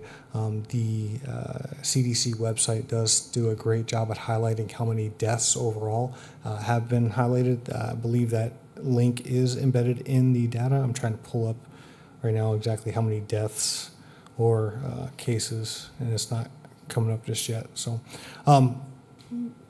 there has been issues here. One of the slides I'm looking at right now, roughly August and September have traditionally been a higher months of more severe cases or more increases in West Nile virus. Again, we're working towards that risk mitigation for the team. The data we collect overall for our mosquito count starts in June and it goes throughout the entire season.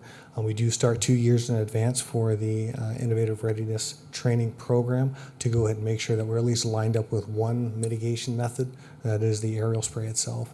But throughout the season, again, we do weekly checks. We find out exactly, in this case, in this specific year, we started looking in every single quadrant of the city to see if we have more problematic areas. My intent is in the future to reduce the spray requirements, keeping it to more flexibility for the staff to go ahead and work off of that, driving down cost, but really only spray when we have a problem. If come next year we have low mosquito counts because we're doing something different for our larvae mitigations, then we won't have to worry about spraying. Unfortunately, I would be remiss again, though, to offer up a recommendation that takes out the Air Force Reserves in this case, because I think they're a viable resource for us that have proven themselves year after year as a good resource for, honestly, more coverage areas throughout the city. Following up on that, you say that the Air Force has proven itself as a resource, but this year we sprayed and it lasted for a day, if I'm not right, if I'm not mistaken. Alderman Padagula, in this case, you are correct.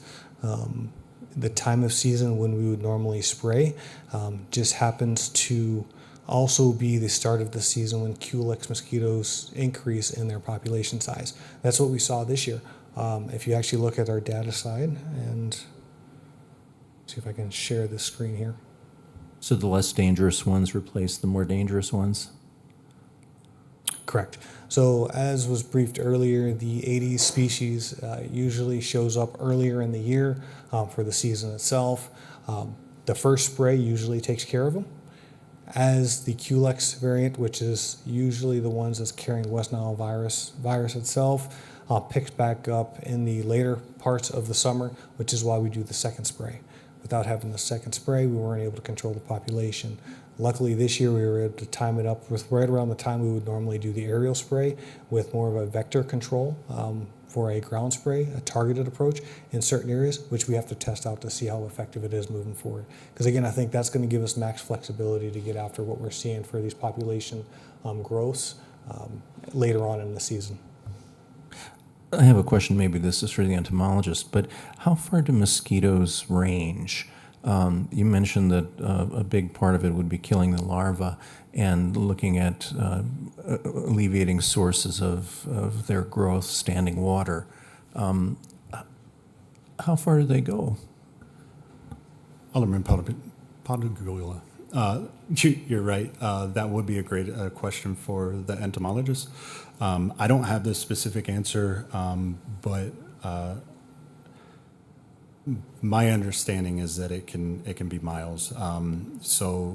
Yes, as we're treating city limits, they can come in from outside of city limits. Okay. Other questions, comments, concerns on the part of the council? Yes, Mr. Samuelson. So I don't know if Brian can answer this or not, but I heard a few comments about dragonflies. So does that aerial spraying, does it kill dragonflies? Alderman Samuelson, I would say no. And the reason why I'm saying that is if the product itself is used as label is directed, and the molecule size that we are using, which is calibrated by the Air Force Reserve with the machines they are using to spray overhead, it is not intended to kill dragonflies. The size of the molecule that actually gets dispersed from the aircraft itself, if it lands on a dragonfly, it may get sick. It should not kill it. Okay, reason why I ask is for several years we had bats fly around in our backyard. We actually did have less mosquitoes than normal. We haven't seen our bats for quite a while. But I have thousands of dragonflies every night until after they sprayed. Now they're coming back. I have thousands of dragonflies again in the evening.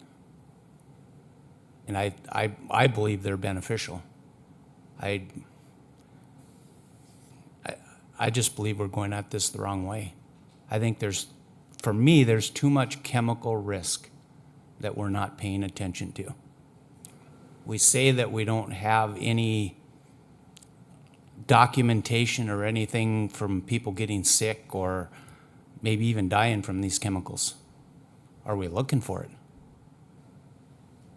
I know we're looking for West Nile virus, but are we looking for what these things can cause?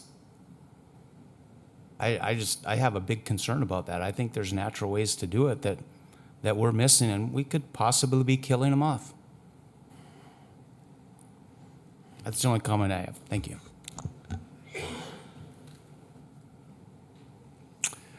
Other questions, comments, concerns, discussion by members of the council? Mr. President? Yes, sir. I'll move that we end the mosquito spraying program completely. Completely. Okay, so that would be none of the three options. Correct. Second. Discussion. If I could, Sir. Mr. President, thank you. Again, I don't want to downplay what West Nile means for those that are inflicted. That, you know, it's as big a deal as, or bigger than many maladies that are out there. And, you know, just the quick numbers that I'm able to pull here quickly shows 5 deaths in the last 5 years in North Dakota. For those families, that matters an awful lot. And I think if we asked them, they would have really wanted us to spray to try to avoid that. I think that they would. But again, we've got a lot of things that can cause us to get sick or to pass away in our lives. That's how that works. We choose this one to go after because there's reasonable measures to go after it and to try to make it better. And I understand that. And that makes sense. I mean, to a certain extent. You know, I parallel this. This council has never gotten all the way to this discussion, but I parallel this with something like fluoride in our water, right? It's another one where you go, you know, is it beneficial? Well, maybe to the people that don't have the means to go to a dentist or other things, but we're putting a poison into our water, our government is. And, you know, I just draw some parallels with the things that government tries to control sometimes, rather than asking the public to take responsibility for the things that they do and for where they are. Now, the one thing in this whole thing that gives me pause, if we are in a situation where we feel that we really have to do something because we've got something that's really out of control, it does give me some pause to say we've given up our ability to schedule with the Air Force. Okay, that I understand that risk. I get that.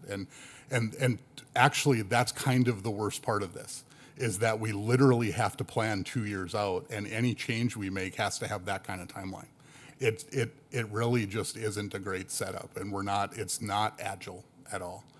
And so while, you know, again, I'm sitting here weighing all of these different things, you know, Mr. President, my motion stands. I'd like us to take a stand on this overall. You know, I don't have any expectation that we would necessarily end the program, but at the same time, I want to be on record to start this by saying, I think that the risks of the chemicals themselves, the things that we don't even know that we do with pollinators and dragonflies and bats and animals and mice and everything else, we're playing with fire when we do this type of stuff in nature. And I think we would be better off taking the approach we do with Lyme disease, which is to say, take care of yourself, take good precautions, wear things, you know, spray yourself with other bad chemicals that keep them off, you know, wear long sleeve shirts. But I think that those are personal choice items, right? You make a choice whether you're going to go out at night. You make a choice to play golf at 9 p.m. rather than being inside when you can get bit up. So, you know, again, I'll urge my colleagues vote the way that you choose on this one. But I think it's at least worth the conversation to decide if this is the right approach overall. Mr. President? Yes, sir. Is it still appropriate to ask Brian a question? Absolutely. Brian, how long have the chemicals that are being used by the Air Force, and it's not that the Air Force is choosing those chemicals, I would have assumed the users are, but how long have those been used? Is it 5 years? Is it 10 years? Is it 20 years? Alderman McMartin, I can't say for sure how long those chemicals per se have been around. I can say what I've seen from the city digging into the historical data. It appears that we have been using them for at least 2 decades at this point. Okay, all right, so roughly 20 years. So thank you. Please, if I please may keep- continue. Oh, no, why not? So if, Absolutely. not to tick off any of my friends in a particular profession, but it seems that when there are chemicals and other things out there that are creating health problems, lawyers and class action lawsuits seem to take care of those things. And if we've been doing it for 2 decades, I would hazard to guess that other locations have been doing it for longer. And is it easier to go walk outside and get bit? No, I don't like to do that. Do I like the fact that I've got to, make sure that I'm not outside on those nights that the plain is flowing. I'm not sure I really like that either. I had to go drag my wife in from watering plants this year. So, I tend to think that there is a faction that would have taken care of it with lawsuits. Alderman McMartin, we did just look up the information. Mr. Citizen was able to identify about 67 years it's been in use. Okay, thank you. I had a question for the public health person. Your organization is charged with being our public health department and watching over us in a sense.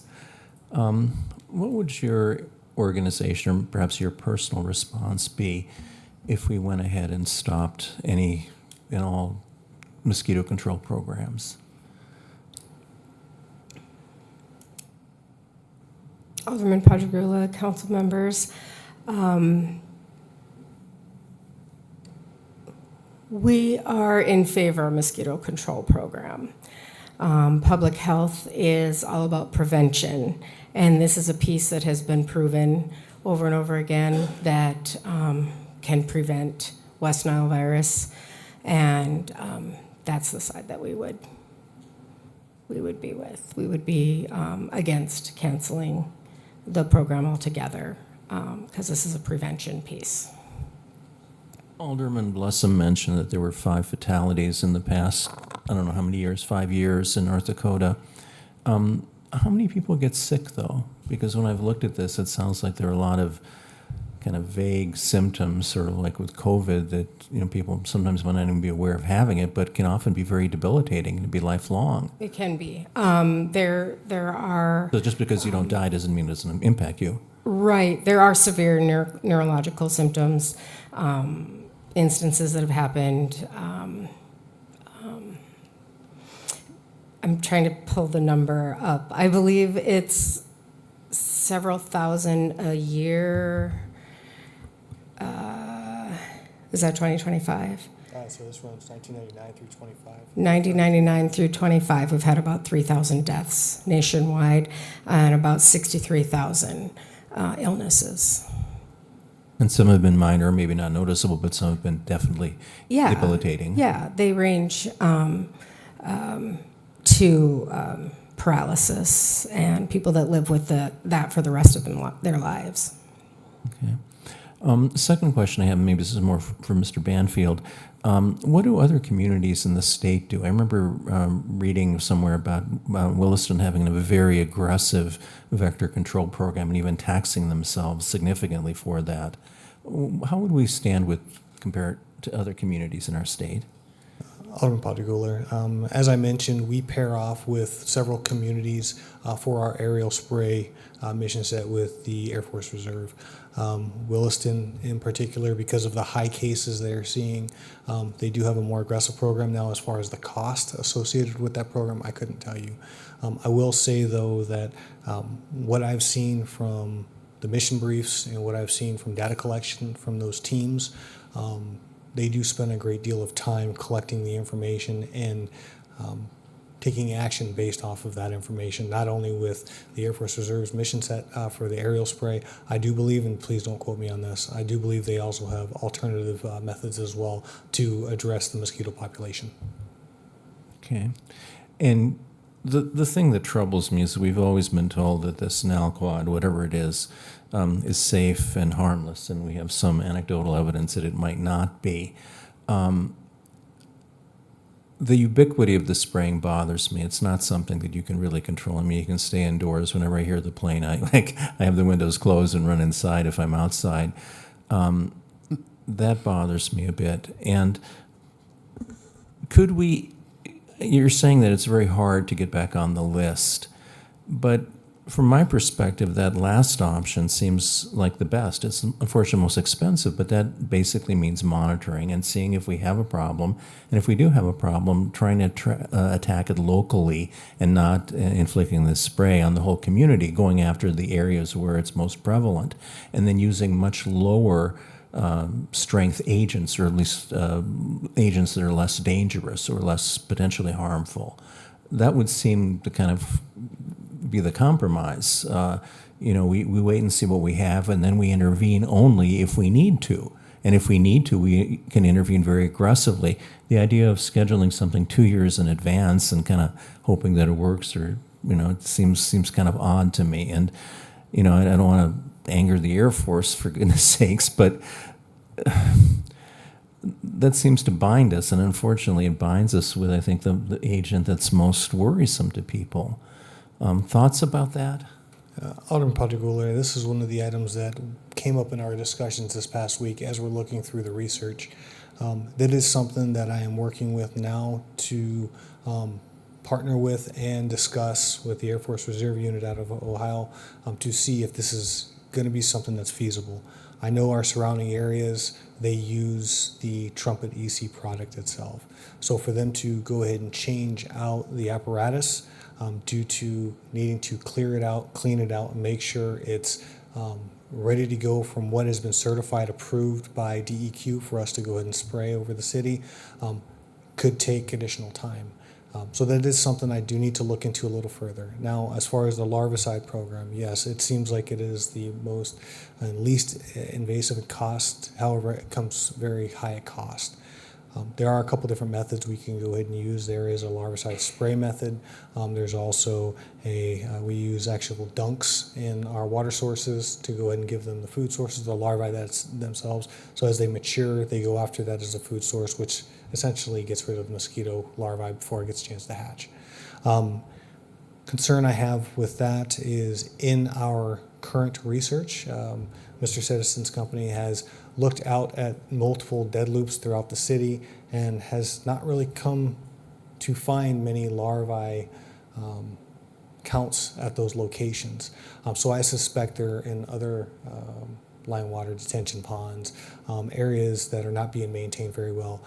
I suspect they're probably going to be more in the cattail areas throughout the city that harbor just low-lying water, just enough for them to take hold and create a habitat for themselves. Boy, that surprises me, because you think that dead loops would be just a wonderful breeding ground. Mr. Simpson, I don't know if you want to talk a little bit more to that. I've spent a significant amount of time actually dipping the dead loops and trying to find an answer, and I have not found any active larvae in the dead loops. Part of that is because there's natural predators in there. When you go there, you can see there's fish and other organisms in there that are eating the larvae. The water's too deep. There's what they call mechanical kill. If there's wind blowing through there, it creates an environment that the larva will not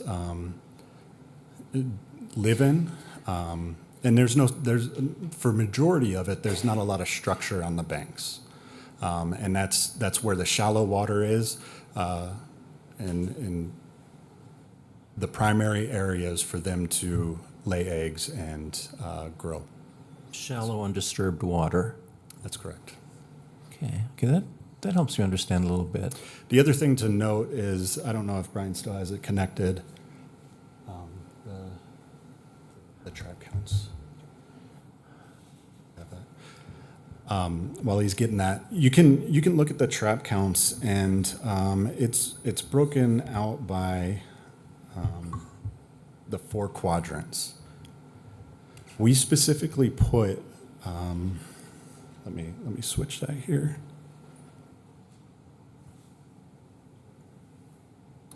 So specifically, the northeast trap is no more than 50 feet away from a dead loop. Now, if you look at these numbers, if the dead loop was truly the problem, you would see a significantly higher number associated with that trap than any of the others. Which column are you referring to? Which date? Just in general, overall. Northeast? That's correct. That seems to me one of the lowest. Am I misreading this? No, that's accurate. that just further proves my point that I do not believe that the dead loops. Now, not saying that there aren't isolated areas that could be prime opportunity for larvae to grow, but the majority of the dead loops are not the problem. I'm sorry, I misspoke. They're usually the highest or second highest. Sort of like in the period for 6 to 10 July, they're 1,100 in the northeast quadrant. That's correct. That's the highest for that month of all the quadrants. Right, but as you go down you could see it's,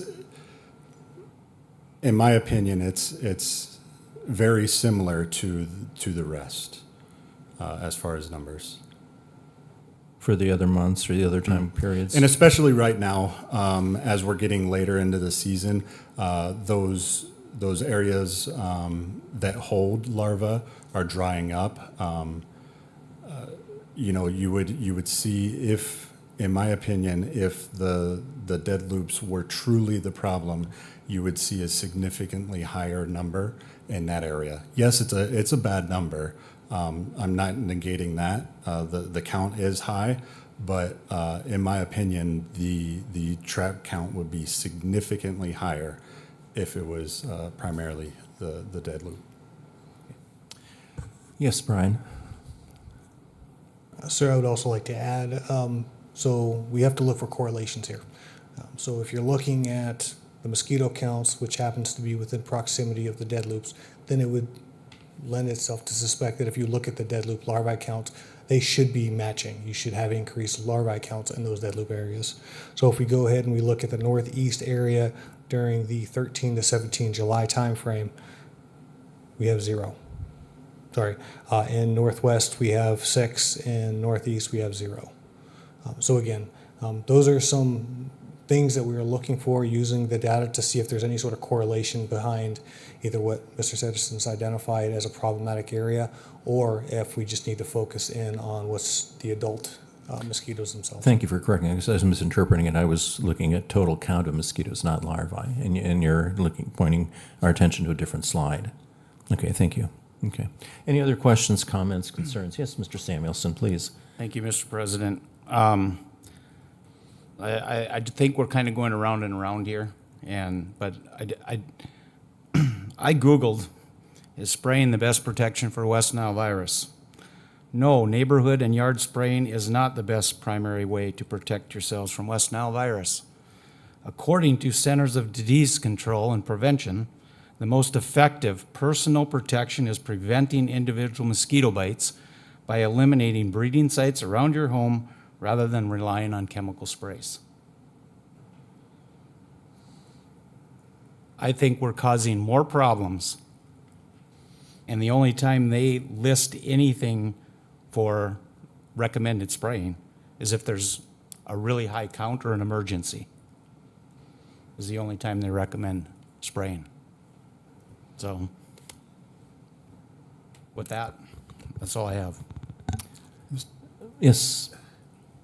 Somebody here was, you look like you were going to say something, Mr. City Manager. Mr. President? Martin, yes. I think we've beaten Exhausted. mosquito to death. I'll call for the question. Okay. So the question's been called, and this is on Mr. Blessam's motion. Is that correct now? Okay. Correct. To eliminate all mosquito control efforts in the city. Would you call the roll, please, ma'am? Blessam. Yes. Janser. No. Locken. No. McMartin. No. Padragula. No. Samuelson. Yes. The motion failed 2-4. Okay. Does that mean we go back to the staff recommendation, or are we done? Oh, It's up to the council. there would need if to we want be a motion. another motion, or we move on. Could you put your options back up? Yes, sir.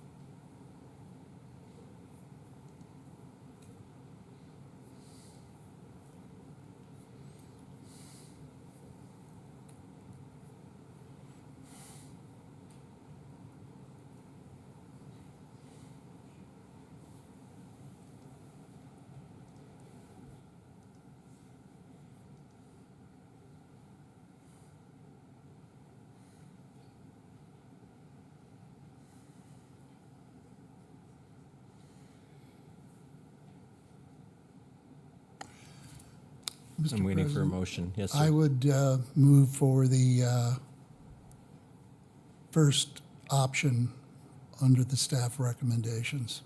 That's alternative one. No, the staff recommendation Recommendation. at the top, high level.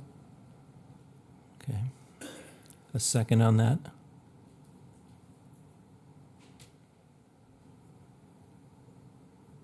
I'll second it.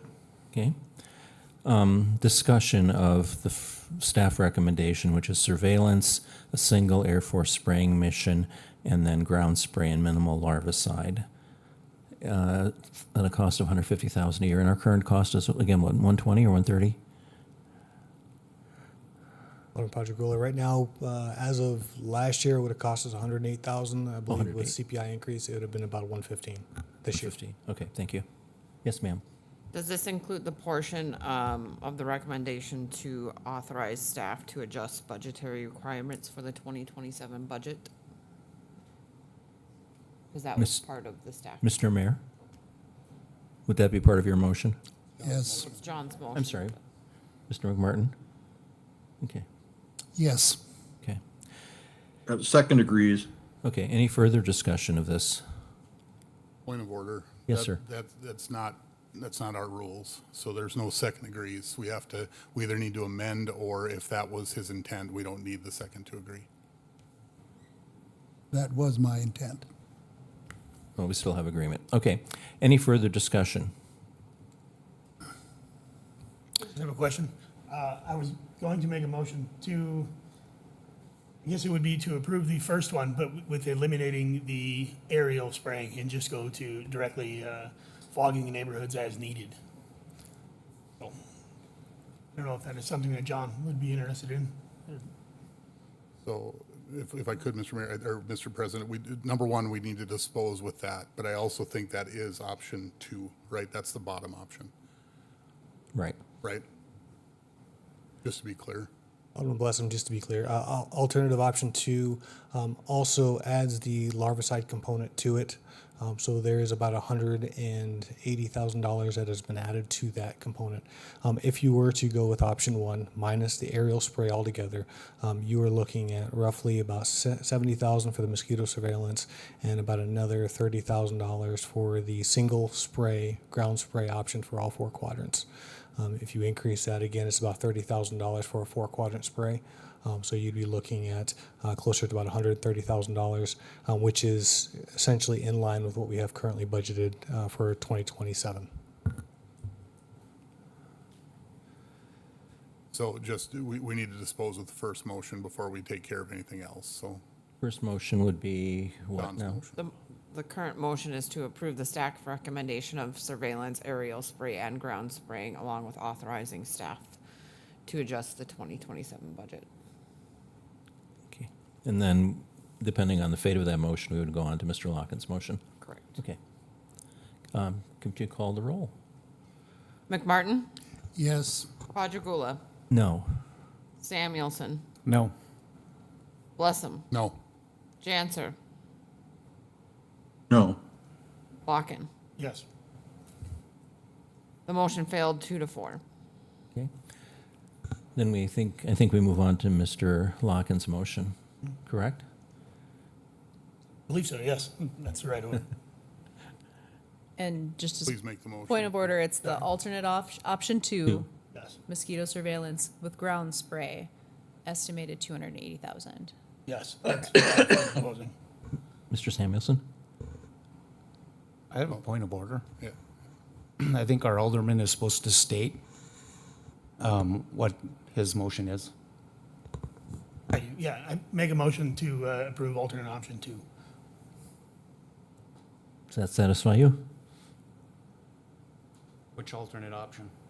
Alternate option 2, just the ground spraying and eliminating the aerial spraying. So to be clear, Mr. President, option 2 as listed on the sheets includes the comprehensive larvicide. So it's that line across the board that you're intending? Yes, yes. I'll second that. Thank you. Any further discussion?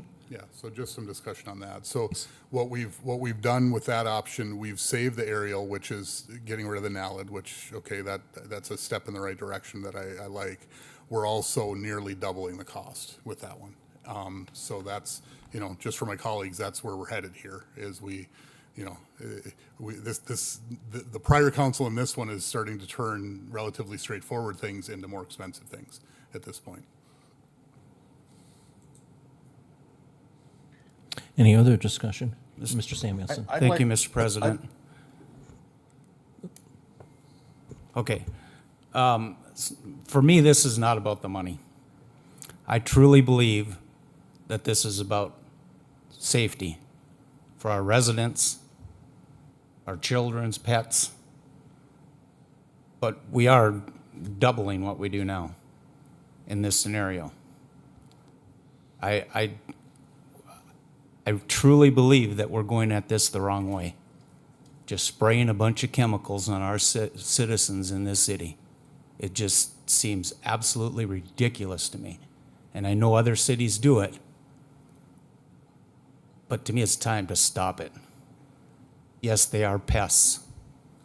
They're not here for the whole year. And you can do things to eliminate them. Believe me, my yard has millions of them, I would swear. And we deal with it.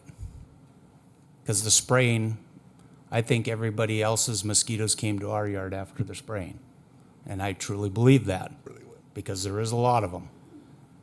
And just for the ground spraying, we're the last area to get the spraying too. So I'd just as soon they not spray my neighborhood.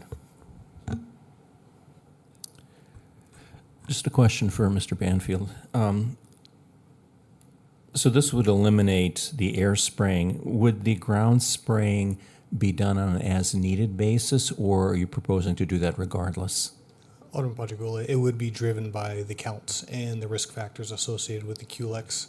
So if we are seeing, just like we saw this year, positive West Nile cases in each of our pools, that would be the driving factor for us to activate a spray.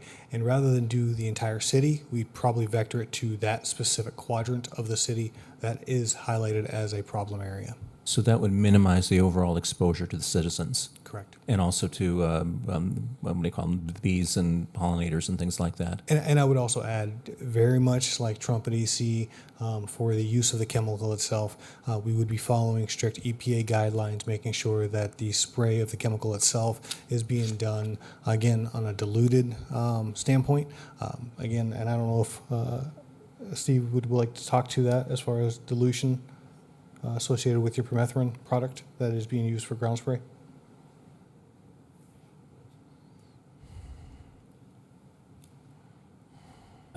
Specific to dilutions, what we use specifically and for this round of ground treatment is a 30% permethrin-based product that is diluted down to 10 or 13 and a half to 1. So 1 part chemical to 13 and a half parts water. We, per the label, we treat or we apply at 0.09 ounces an acre of active chemical. So pretty diluted. Yes, very diluted. And also safer chemical. That's correct. Thank you. Any other? Yes, Mr. Banfield. One thing to add there, I apologize. And again, the type chemical that is being used right now is one of the lowest ones we could find. It is under the warning side. Caution, my apologies. You end up having your dangerous, your warning, and then the lowest one again is your caution. And that's what we're using right now. And just to be on the safe side here, wanted to ask the public health person if this would be satisfactory as a compromise from the public health standpoint. Yes, I would agree with that. Nothing happens individually. We can't just rely on people, and we can't just rely on spraying. Like the CDC says, you can't rely on that spraying. It's just one piece of the puzzle, and I think this is. And I think weighing that cost and risk, I think, is valuable, and I think this would satisfy that lower risk. Thank you. Any other discussion? Mr. President, Yes, Mr. Mayor. can I get a clarification on the motion, please? Is it to adopt the full alternative 2, or is it to adopt the mosquito surveillance and ground spray without comprehensive larvicide? I was making a motion for the entirety of motion 2, so it has the larvicide and ground spraying. Does that answer your question, Mr. Mayor? Yes, it does. I would like to move an amendment to adopt the mosquito surveillance and ground spray as needed, as outlined by Mr. Banfield. Yes, Madam Secretary, Madam Clerk. So, Mayor Janser, would it be more appropriate to say to amend to remove the comprehensive larvicide portion of that instead of, because it's already, Sure, that works. it's already including the other 2. Yeah, sure, that works for me. So it would be to remove the comprehensive larvicide. I would second that. Any I'll call the question. Okay, call the roll, please, ma'am. Janser, Yes. Locken, Yes. McMartin, Yes. Padragula, Yes. Samuelson, No.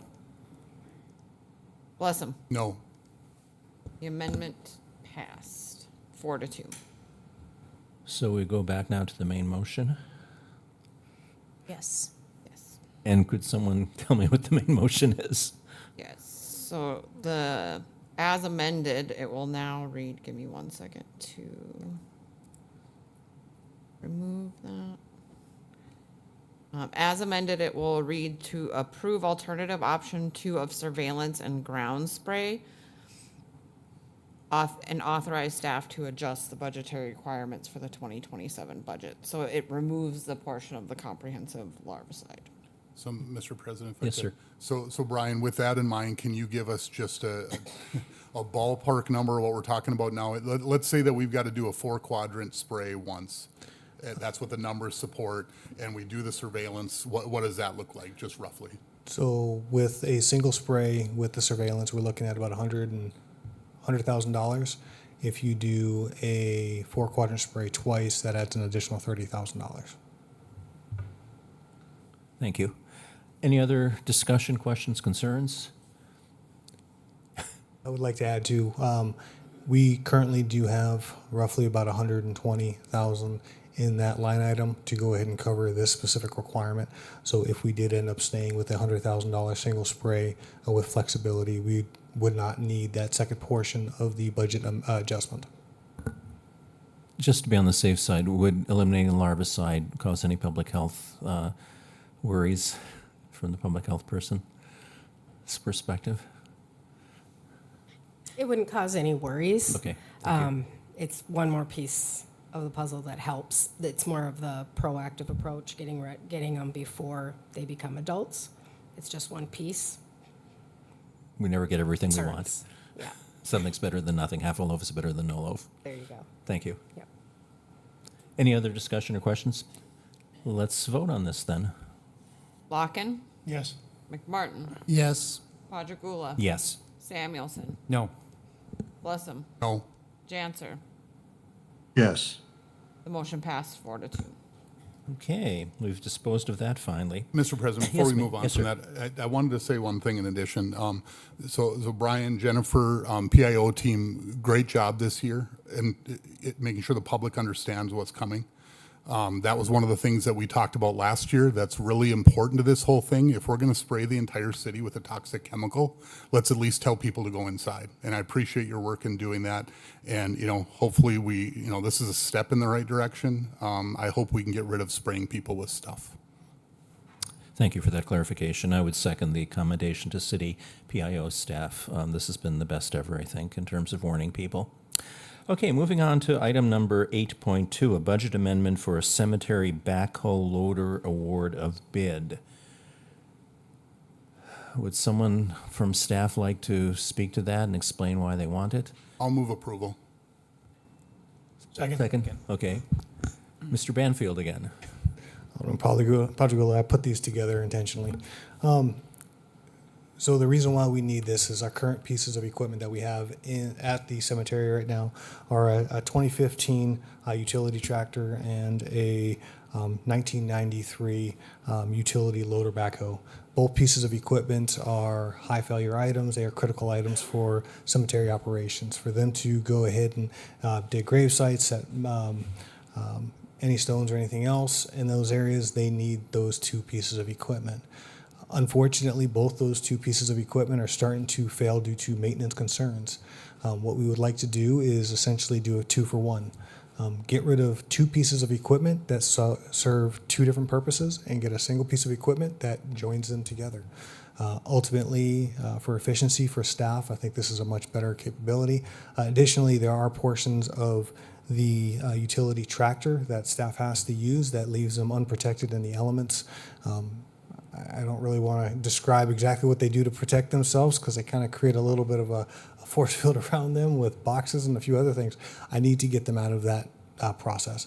I would like to get them into a piece of equipment that has a heated cab that's protecting them from the elements while they're doing their daily jobs. That seems fair, only fair. Any other questions or comments for Mr. Banfield? Thank you. You're excused temporarily. Discussion among the council members? If not, let's vote on 8.2. Blessam. Yes. Chancer.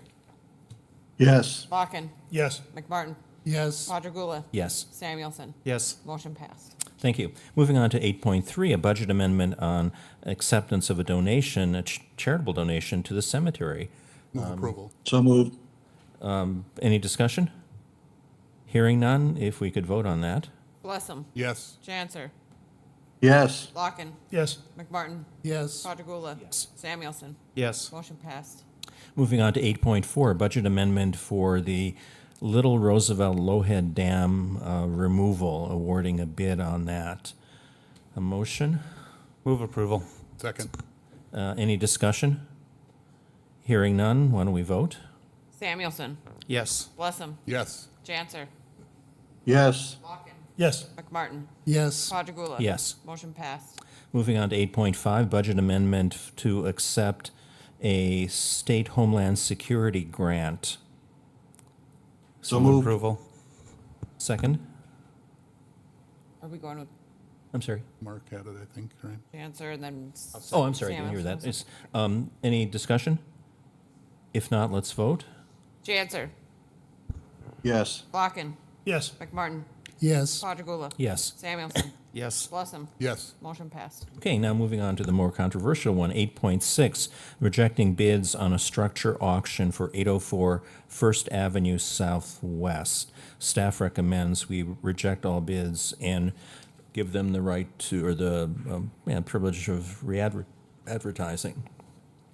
A motion on this?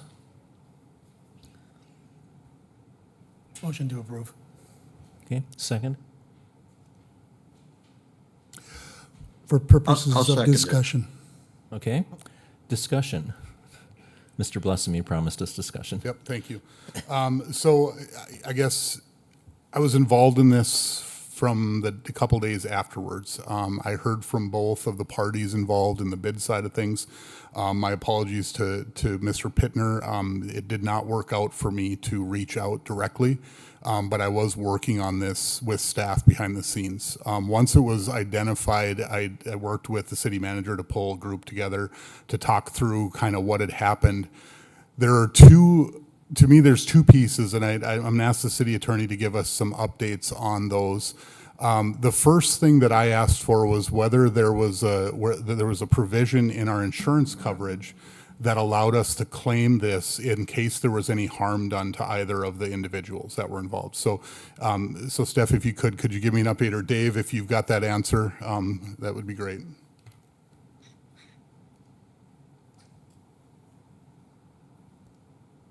Mr. President, members of the council, just the quick update. We did notify NDRF about the incident. In order for there to be any type of insurance coverage on this, there would have to be a finding that the city is liable for something, some type of damages. and the parties would have to make a case for the damages. Okay. So with that in mind, if I can continue, Mr. President. So Dave, am I right in understanding that NDRF actually opened a claim, let's say, because that's the process. It doesn't mean the claim is moving forward, but it does mean they have a file open, I think is the best way to think of it. And so at that point, because again, as we go through this, I believe that there's a case to be made that there's some harm. At least for one of the parties. I don't know about the second one if there is, because decisions were made and payments were made prior to them being notified that there was an issue. Now, we can make all kinds of legal, we're going to talk a lot about legal things and what the legal responsibility of the city is, but for me, there's another layer to that, which is doing the right thing as often as we can. And so where they're sitting right now, are they waiting for the parties to bring a case to say, yes, I was harmed? Mr. President, members of the council, I think the way to look at this is that they would have to make a claim, and a claim for some type of damages, and then the insurance company, in order to have any type of insurance coverage, would have to make a finding that the city is liable for those damages before there would be any insurance coverage. Okay.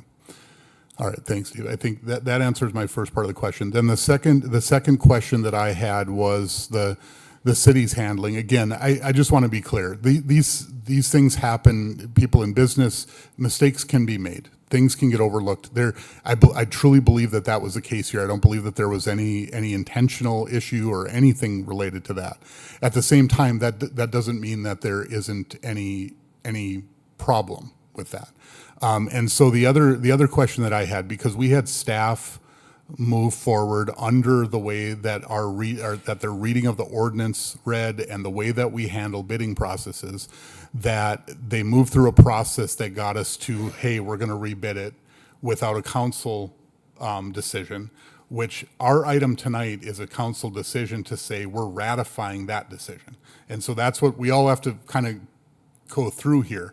And I will tell you, based on my conversations and my understanding of what exactly happened, I actually believe in my gut says that Mr. Pittner actually has a better case for being wrongly handled than Mr. Nelson necessarily. Now, that doesn't mean that Mr. Nelson didn't have an issue, and that to me is the insurance side of things.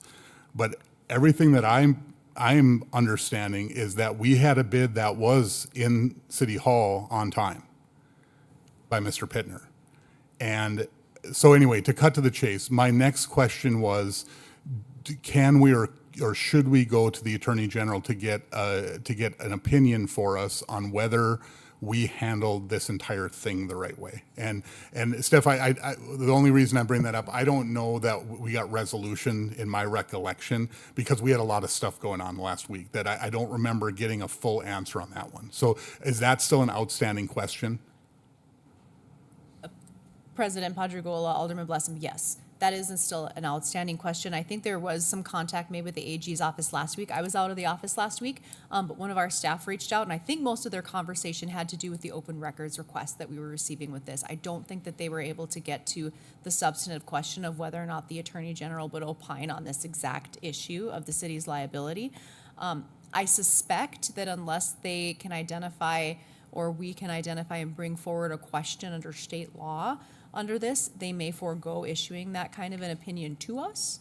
Yeah. But we can always reach out and ask to them. I don't want to put words in their mouth. So, I mean, and to my knowledge, that exact question hasn't been asked to them yet. So we can definitely make that call this week. Okay, so Mr. President, as we dispense with this motion, I'll likely bring a subsequent motion that'll direct staff to ask the Attorney General for that opinion. To the City Attorney's point, my thought is they probably will not wade into it. I know one of the parties asked that question of them directly, and the answer that they got was that a general citizen can't really bring the question anyway. It would have to come from us, and the council can ask for that. Now, we would have to frame it, as you said, as a question around state law and whether state law was followed, I think. And so I think that would be the question. Now, we're a home rule city. We can write our own rules for many things along these lines. At the same time, our handling of this gets at whether we can be trusted to run bid processes. And that's the part that I just, again, I want everybody to be clear. I don't believe there was any intentional wrongdoing anywhere in this. There are mistakes that can be made in processes, and we had one occur. That's really what happened. The part that I get a little bit hung up on is we had one verbally told it was good to go, and then had not quite 24 hours to go and do the things that you do once you win a bid. And that's where some harm is. We have another one who is actually the high bidder, and I believe is entitled to probably win the bid. Our answer is we don't like any of it. We reserve the right to throw it out, so we're throwing it out.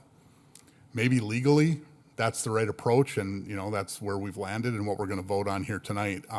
At the same time, I'd love to hear what the Attorney General has to say, because I just want some backing for the things that I'm sort of feeling as a leader of our community, to make sure that we can be trusted when we have something out there.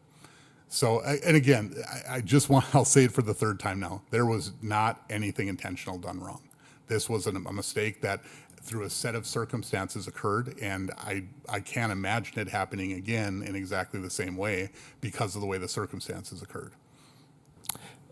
Following up on that, a question for the attorney. Why do we have to go to the AG's office? Do you feel uncomfortable offering an opinion? Are you too implicated, involved in this, or why are we boosting it upstairs? My understanding is and I mean, I'd have to defer to Alderman Blessum as to exactly why he's looking for the Attorney General to weigh in on this particular matter. But my understanding is that there was one of the bidders that was involved that went to the Attorney General's office, and they declined because they don't issue legal advice to private citizens. And so then the ask was that, well, could we as the city ask that of the Attorney General? And I suspect that the answer is going to be no, you have counsel. This isn't a question of state law, but I don't want to put words in their mouth with I mean, it seems like because we haven't asked. It seems like we hire you to give us advice and guidance. I would like to think we could rely on your advice and guidance, not have to go to Bismarck for it. Mr. President, if I could, to be clear, I am not in any way questioning whether our attorneys are giving us good advice. Not at all. I know you aren't. They're doing a fabulous job, and I don't want this couched that way, to be clear. I'm asking for the Attorney General to weigh in because our attorneys have the organization best interest at heart. Okay, right. They are going to bring us information to try to do the best that they can in that direction.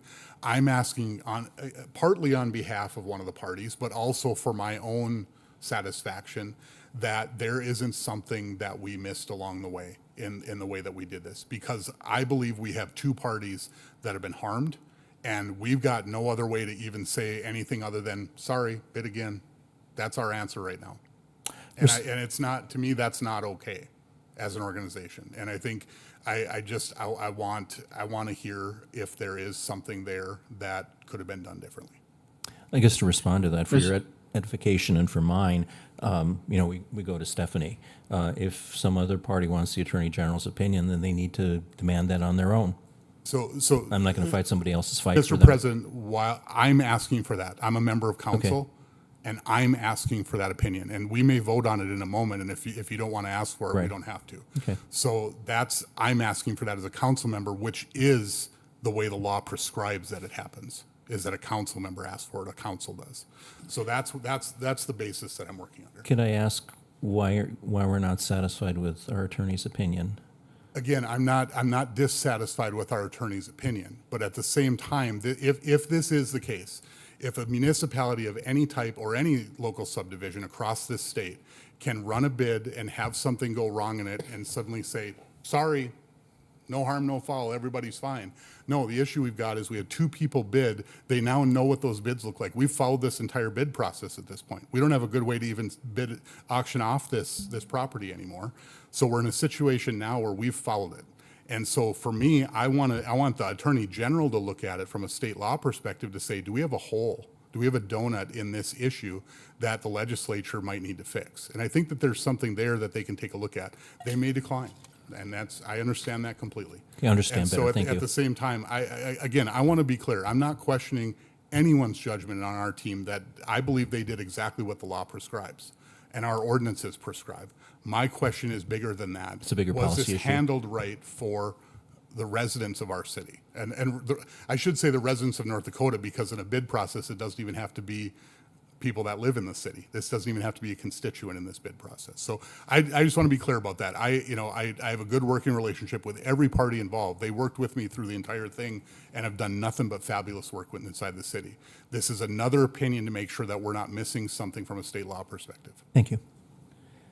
Mr. Chair, Mr. President? Yes, Mr. Mayor. So I too had contact with Mr. Nelson for sure, and emailed back and forth with Mr. Pittner. And I want to state that from everything I heard from staff, this was an unfortunate current set of events that happens when human beings are doing things, and they aren't infallible people. So given that, I think I have a couple of concerns. One is that it would be good to get this resolved sooner rather than later. We've got a request for North Dakota State's Attorney's opinion on a different kind of matter, but I think that's going to have its second birthday coming up here before too long, and we still don't have an answer. I would guess that both of these parties, for them, time is of the essence. If they're gonna, if either one of them is going to get this house property, this building moved, they're going to want to do it fairly quickly here, based on where we are at the time of the year. So, one question I have is, do we have the option of having a bidding process on this structure with just these two bidders? Or do we have to go back to advertising it and go through that whole waiting cycle of doing that? What are our options here? Could we say, hey, both of these folks were in this, and the problem happened, but let's face them off and get it taken care of as quick as we can? Is that an option? Mr. Lakefield, looks like you're ready to respond. Mr. President, Mr. Mayor, members of council, I would say that would not be within or outside the realm of possibilities. I don't know that we have handled any of these I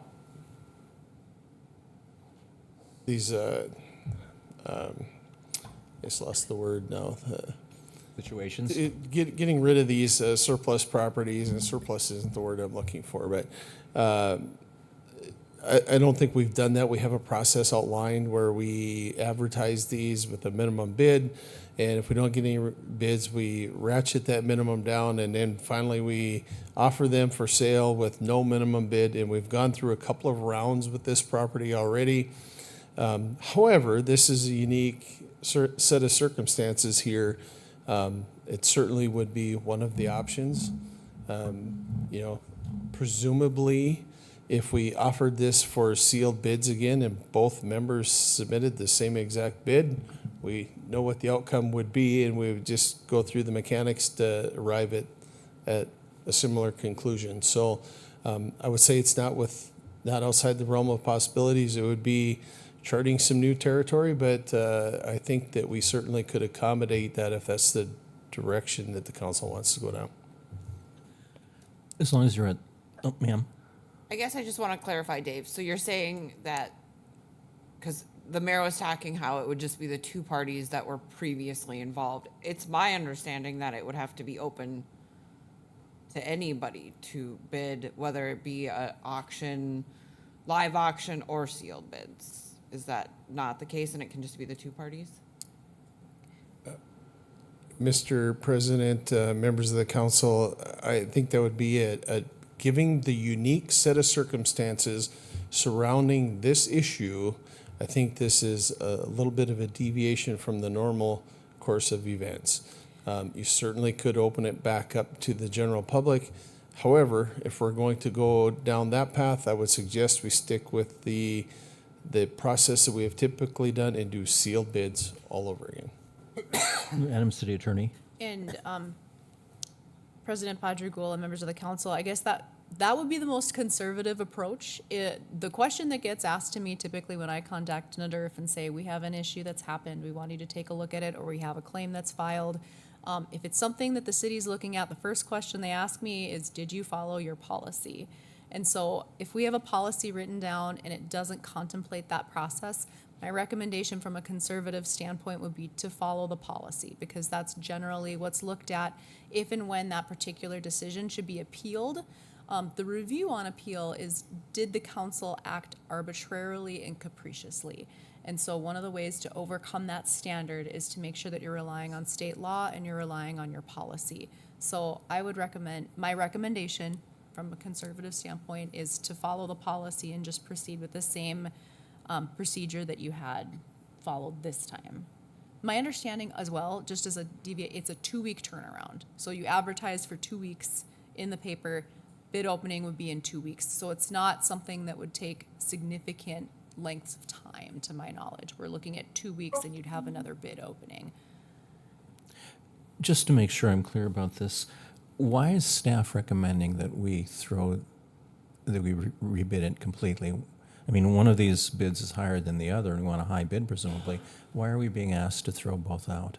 Mr. President, mayors, members of the council, typically when we have had any type of issues with the sealed bid process, and typically that is revolving around construction bids or some other type of activity, not necessarily disposing of property like this, but if we have an issue with the bidding process or some problem with the bid specifications, generally what we would do is reject all of the bids and rebid it.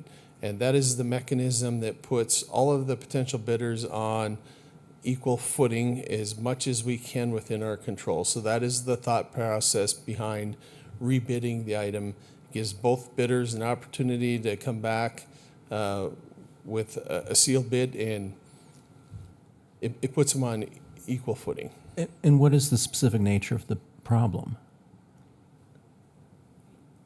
Ma'am. So, President Padrigula, the situation as I understand it is one bid was delivered days before the bid opening, and then the second bid, which was the high bid, was timely delivered to City Hall, but it was placed in the city clerk's mailbox while she was out of the office. So the mailbox wasn't checked before the 2 p.m. bid opening. So as a result, only the low bid was opened at the scheduled time while the high bid remained unopened. And then that was discovered after the bid opening had occurred within council chambers. So the bid that was the high bid had been delivered to the mailbox in time. It just didn't make it to the bid opening, so it wasn't opened.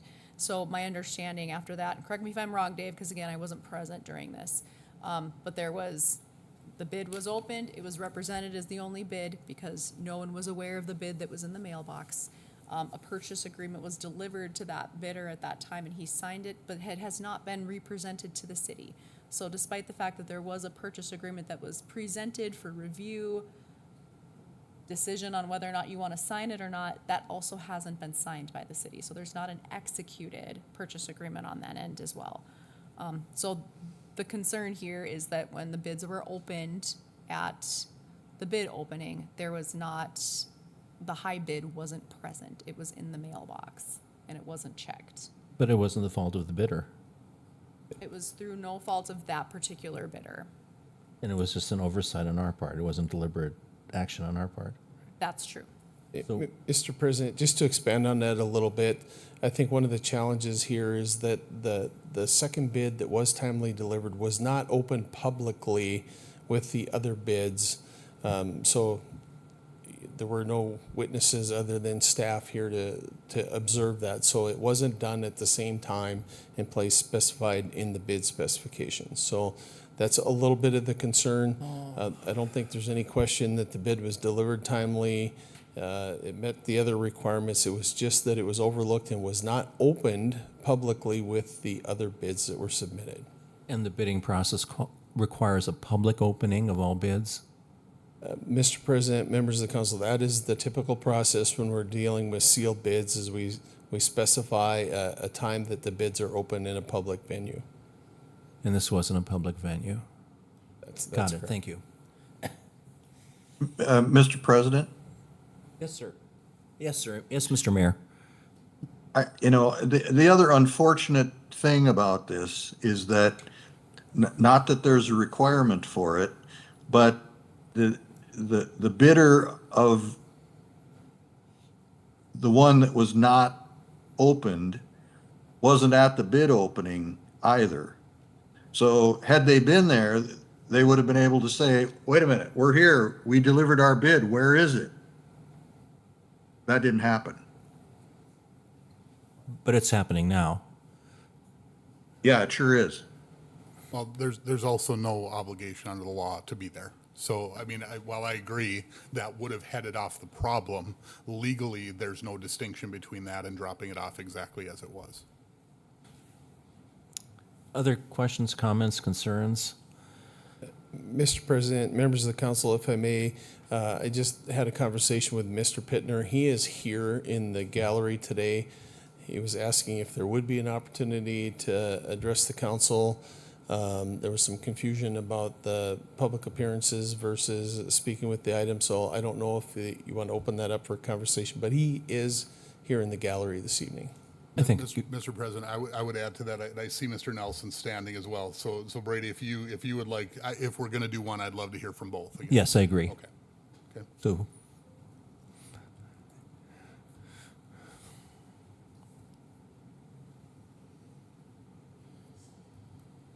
Guess I would just like and you're to Mr. point- Nelson? Aye, thank you. You're Mr. Nelson, right? Yeah. Okay, Yes, thank sir. you. I guess I would just like to point out that on the city attorney's comments about the purchase agreement not being signed, it's not for lack of attempt. The check is here. I come on the 6th to finalize the agreement that was already made with the city.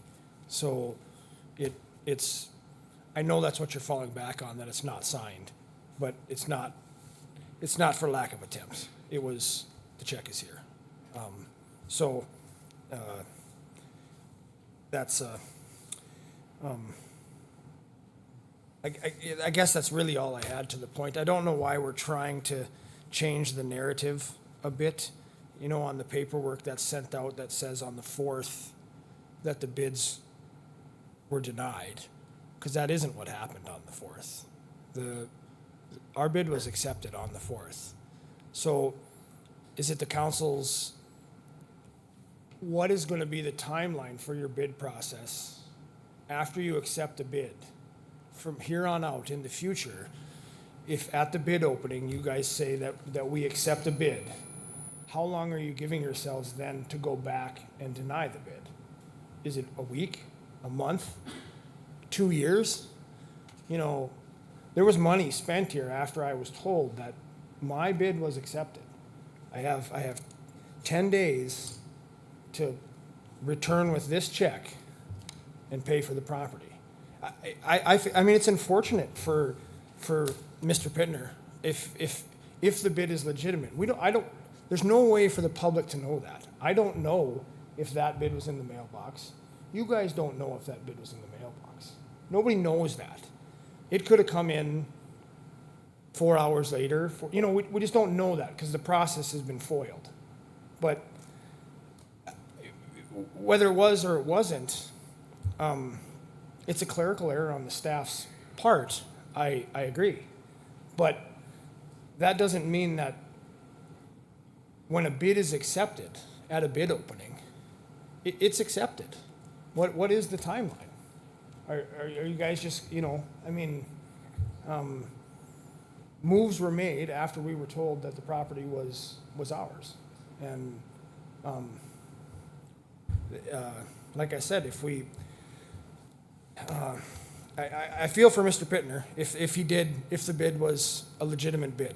However, we don't know that because of a staff error. And that's kind of your guys' problem to deal with. I kind of feel like we're dealing with the wrong issue.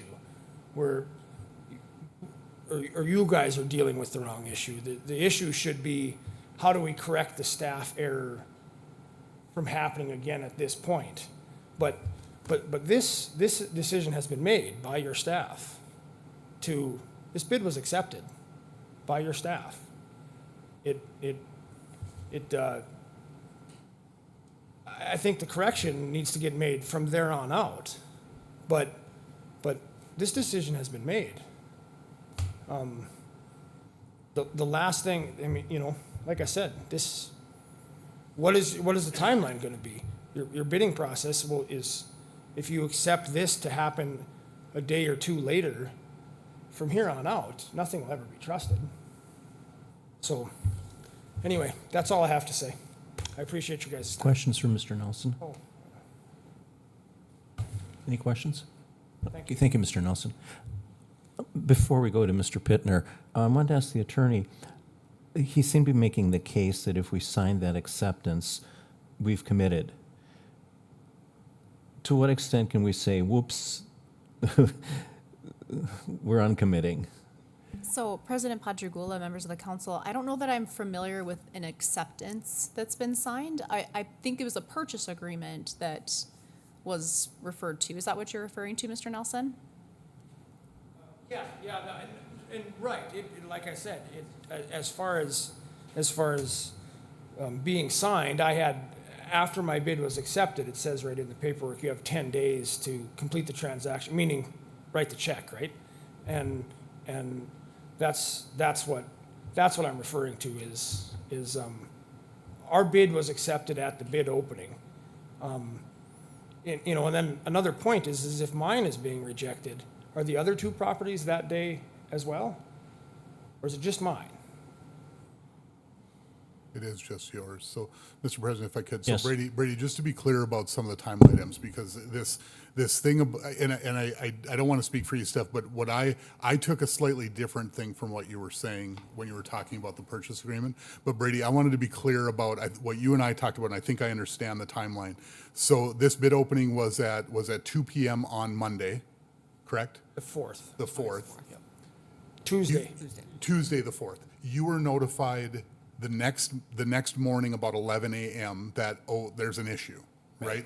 In that time, again, you took the initiative. You were doing things to start getting ready for where you were going. And these were laid out before. Yep. You have to make so these you steps. You knew if you won, you were going to go Right. with a certain thing. But again, just to complete the timeline then, on, I believe it would have been, Thursday the 6th, you were at City Hall to complete the transaction, Yes, essentially, to correct. sign. And again, this is on the other side, there's a sort of legal maneuvering, right? Because there's an issue, so he's trying to complete the sale he believed he had.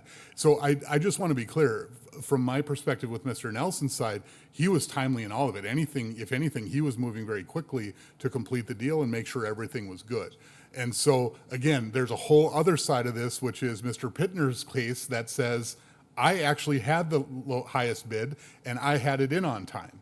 Both of those, and so, Mr. President, I hope you're seeing why I think there is a legal question that abounds here. And I respect everything Steph did, the decisions her office made to get us to this point. And in a minute here, we're going to be asked to vote on whether we ratify the process we're going to use right now. But we've got two gentlemen here who are not in a good place walking out the back end of this, and simply rebidding it doesn't simply say, well, Brady, try again, we'll get it better next time. Why would he trust the city to do another bid that he's involved with?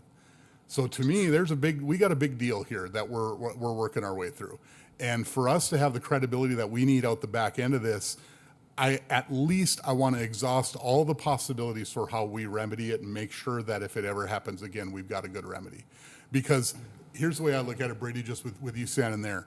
I think legally everything we have on our sheet, we're in a legal position where we have a set of things we need to do. Okay, just being honest about it. Yep. We need to reject the bids because we've got the ability in our ordinance to do so, because we can do it for any reason. It may not be the right thing to do, but we can. At right? any time? Well, that's a question for the attorney, but I would say until we have a signed purchase, we would be able to, but that gets into that whole question too. Right. Madam Attorney. President Patrick, if I can address the council just briefly. So I believe like the condition that we can reject the bids for any reason or no reason is in the advertisement for the property. Is that as well? So I'm seeing nods from the back of the room that was also included in the advertisement, that the city reserves the right to reject the bids for any reason or no reason at all. So when the bid was opened, I'm going to look at Century Code Section 4011-04.1, which talks about real property transfer requirements. And it states, upon a resolution of the governing body authorizing public sale of real property, a notice containing the description of the property to be sold, designating the place, day and hour it will be held, will be published in the city's official newspaper once a week for 2 consecutive weeks. States that the notice shall specify if they're to be received at auction or sealed bids as determined by the governing body. The property advertised shall be sold to the highest bidder if that person's bid is deemed sufficient by a majority of the members of the governing body. And so I'm going to read that last sentence again. The property advertised shall be sold to the highest bidder if that person's bid is deemed sufficient by a majority of the members of the governing body. I'm going to go ahead and plug into Dias 7 here in case the PIO wants to show. Sorry, I'm not recorded. So if I'm clear, then, I mean, at that meeting, my bid was accepted. I was the high bid. Well, except that I believe bid Century was- Code says the council has to I would say accept the it. bid was opened, and so from there on, the recommendation is it deemed sufficient? And it says by a majority of the members of the governing body. So that's what we're here tonight to do, is that bid deemed sufficient by a majority of the members of the governing body? And so staff does not constitute a majority of the members of the governing body. To the best of my knowledge, that authority was not delegated to staff. I think it was looked into last week, right? There's no prior authority from a council memo or prior action from a council memo giving staff the authority to make that decision on behalf of the governing body. So the bid was opened, it was brought here before the city council with the recommendation, because of the circumstances that occurred, that the bids be rejected and rebid to allow for transparency, give both people the opportunity to rebid again. But and the to other try to two restore some properties transparency in the process. were accepted without majority council. So the same fact pattern, Mr. Nelson, is not present with those 2 other bids. There was not another buyer that came in. And my understanding is they pulled surveillance video too from outside of City Hall that substantiated that bid did come through the door within the timelines required to submit it to the city clerk's mailbox. So that path has been substantiated by city staff. I don't know if that information was relayed to you here before this meeting, but So, Mr. President, could I ask one clarifying thing? Sure. So Steph, did we have the other 2 bids? Were they on, did I miss something on our agenda? Did we approve those tonight? I don't believe they were included on the agenda, were they? So I want to be careful though here, because I think you were just saying we haven't delegated that authority. So if we haven't delegated that authority, where are they? Mr. President, members of the council, the nuance here is the state law references sales of real property. These salvage structures are not real property. The city is maintaining or owns the underlying real property. So this would be considered personal property because it's just the structure. Okay, so Or we're in a different part of the law then. So Steph, I apologize. Does that change the? I'd like an Phyllis? opportunity to kind of look at this a little bit closer. So it's a structure that's affixed to the real property. And so typically those are then like melded together. So, Mr. President, members of the council, so the issue here is that these are acquisitions for property required for flood control. The city intends to retain the underlying real estate. It is salvage of the structures, or in one of the auctions, it was a fence that is being salvaged. It was, I think, $140 was the prevailing bid. So oftentimes these are smaller dollar amounts that we're talking about, and sometimes it's fences or storage sheds or garages or a number of different items. So it's not the real property, it's just the salvage items that are on these properties.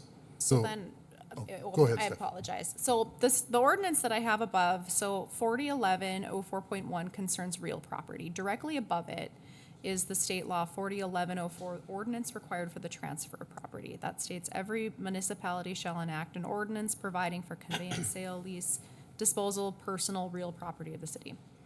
When the property disposed of has set some thresholds here for when it can be sold at prior sale. In all other cases, the property may be sold only at public sale and is provided for so that's if it talks about real listing agreements, and that's under 2 sections below, 04.2. Doesn't apply to waterworks, mains, distribution systems. So I mean, it can be sold then at private sale upon proper resolution of the governing body is what appears to be the pertinent language here. So, Mr. President, am I right then, Steph, that we pre-authorized this sale, right?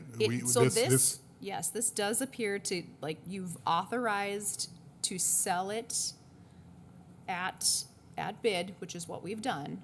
Right, and then to follow on that, we've then delegated the authority to staff to complete the process, So which would that's- typically take us all the way through the signing of a purchase agreement, and I don't even think that we would see it, right, for personal property. Real property we would, but not for personal property. Even with the signing of a purchase agreement, and I apologize, President, Padre, members of the council, even with the signing of the purchase agreement, it would have to be presented to the mayor for a sufficiency, and that didn't occur in this particular instance. I think that staff reviewed this and was able to discover that bid, it sounds like less than 24 hours is when that was discovered. Yes, sorry, are you asking me? Yes. Yes, yep. Mr. So- Pittner called our consultant at like 8:30 the following morning, inquiring about the bid results. And that's when it led to phone calls of, where is this bid? Then we went searching through City Hall and found it in the box. Yes, and then a call was made to the bidder whose bid was open, Mr. Nelson, advising him at that time that there's an issue with the bid. And so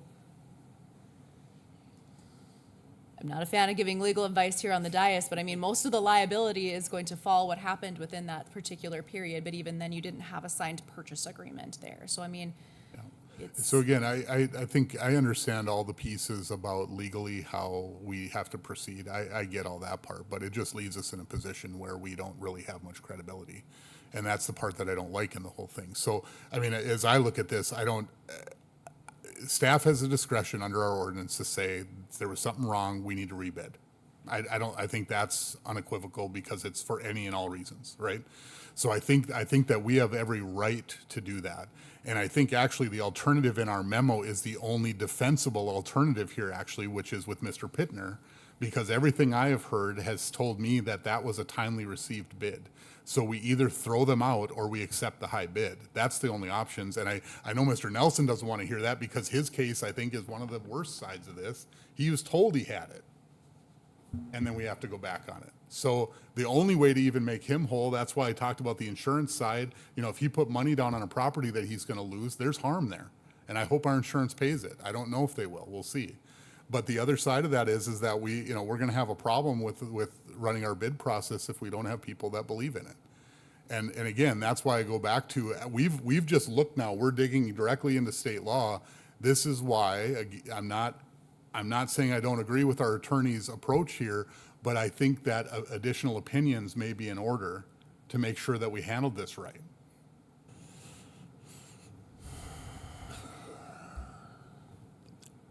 Is someone at the dais wanting to say something? Are you sure? No, I'm good, but I will let David Pittner come speak. Please. If you guys are ready.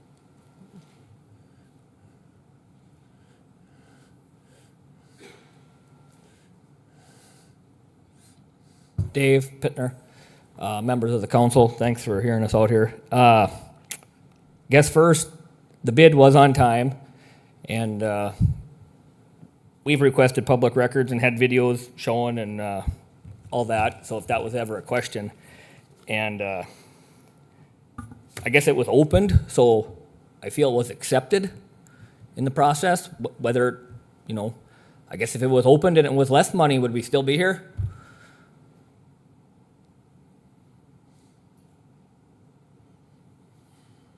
It's,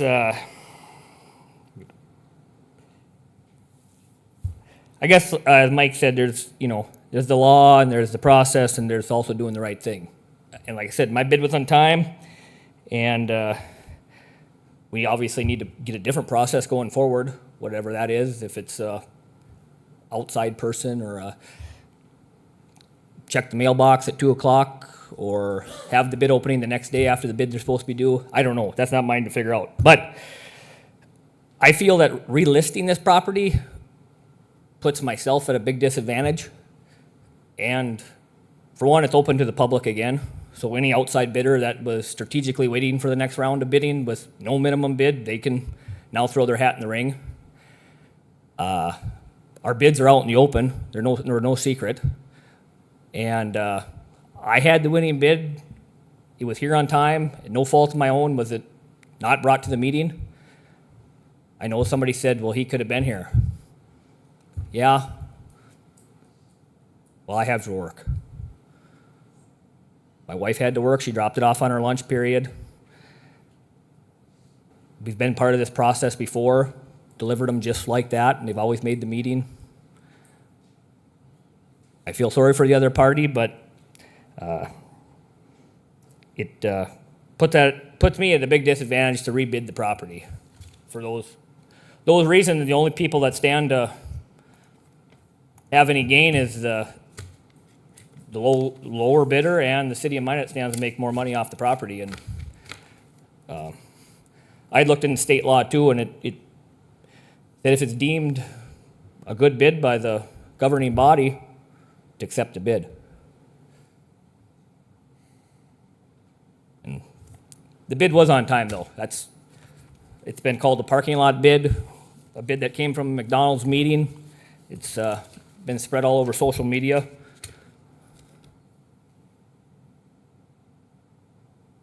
That's all I have to say. Any questions or comments directed to Mr. Bittner? Any further discussion on the part of the council? Mr. President, Samuelson. I guess to be fair, I don't think there's a good solution to this whatsoever. And I think there's some disagreements even amongst maybe staff and others. I have a little bit different take. And the research that I did shows a little bit different story, not totally, but the city accepted a bid in an open bid letting. They accepted it. And whatever the timeline is later, they found another bid that was supposed to be there, and they opened it. You can't do that.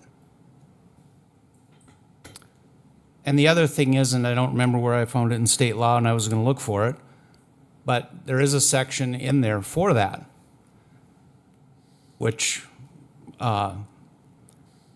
in this particular case says that Mr. Pittner can challenge it. Because we accepted a bid, and that's what it should be. And in our letter that we all received from Mr. Pittner, or a copy of it, he has everything in there that he's supposed to do to challenge it, which he can challenge it. And it's still going to come back to this body to decide what to do with it. And in this, right now, there is no fair way to do it. And I agree with both of them. To put it out for bids again, it really isn't fair either. But I do know in going forward in this process, we need to know clearly what we're doing. Even if there has to be guidelines in there, the fact that if there's a bid, once this closes, this is done. If whoever has a different bid that didn't, for whatever reason, and it is a clerical error and things do happen, I don't know what else to say. In this particular case, I don't know what else we do other than rebid it. It's a shame for everybody involved. Thank you. Other comments? I guess I'd like to ask the city manager for his perspective, because it seems like this is a policy issue, as Alderman Blessam has said and as Alderman Samuelson has alluded. And we have two different departments offering, I think, fairly similar perspectives. And I'd like to get the overarching perspective of the administration. Alderman Padrigula, members of council, as Alderman Samuelson just said, that was my take from the get-go. When Jenna came and briefed me on it and we had a discussion, it's a totally unfortunate situation. It was a clerical error. Nobody ran from blame. Okay, I mean, understood what the problem was in the first place. It's my responsibility to ensure that we have a standard operating procedure that we follow. So all the comments that everybody said, I can't disagree with any of them. It does come across as that it was unfair, but it was a fair process that was not executed properly by city staff. So that's my responsibility to correct that error and move forward. But I came to the same conclusion that how so unfortunate it is for Mr. Nelson, and I'm very sorry for that. But I'm also the point that the low bid was not opened in a timely manner, even though it arrived to City Hall in a timely manner. So I see both of your issues, and I'm sorry for both of you on what has come of this from this incident. But as Alderman Blessam has said earlier, we went through all of this. It was a human error. Nobody was running from the human error. The human error was readily admitted without any questioning. So that is another. We talked about integrity. That's doing the right thing. Our staff readily admitted fault without pushing blame at anyone. So that's just an indication of who our staff is and what they are. So we will work to improve this process so this doesn't happen again. It's very, very unfortunate. But as Alderman Samuelson said, I don't believe there's any other process except to start the process over and rebid. Thank you. So just to make sure I understand it, the staff recommendation, as expressed by the chief manager for the city, is that the most important thing here is to follow the process, and the process wasn't followed. And the best remedy, or the least harmful remedy, is to start over again and follow the process religiously, faithfully. Am I correct? Alderman members of council, yes, that is correct. Okay. And the realization is that both parties have a claim. Both parties can argue their claim. They may wish to go to court to challenge this, but that it's a matter of everybody's going to be harmed, and this is the least harmful overall, especially as far as the city concerned, option is to start all over again. Yes, I would just one caveat to that, and I think as Finance Director Dave Lakefield mentioned earlier, and also as City Attorney Stahlheim commented on, you could potentially have the option, council, to direct that it's only open to these two individuals. I mean, I think that's an option to consider, but as City Attorney Stahlheim recommended, the conservative approach would be to stick with our process. That's the approach that I normally take, is follow the process. And in this case, unfortunately, the process wasn't followed. So the recommendation from City Attorney is to follow the process. But I do believe that council does have an option to direct staff to follow the process, except, however, just have these two as potential candidates. But the point is, we don't even know if these two would bid on that either. So that, So overall, the least harmful alternative is to start all over again and follow the process. Yes, I believe so. Thank you for clarifying that. Mr. Mark Martin.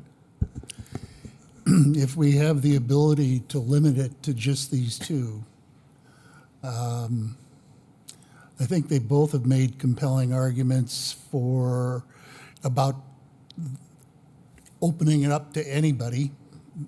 Bids are then known. Maybe I've watched too many old Western movies, I don't know, but rather than make them go back and bid through it, and this is, I'm getting a question to our city attorney. Could we put not their bids, their name in a hat and draw a name, and that's the successful bidder? Does that make it any worse for either one of you? Does it make it any better for either one of you?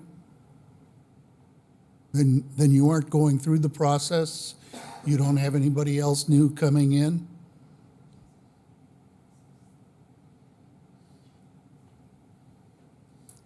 I mean, if we have the ability to direct and limit it to the two, can we not just change the process because of everything that's gone on and say, let them draw, or let it be drawn out of a hat?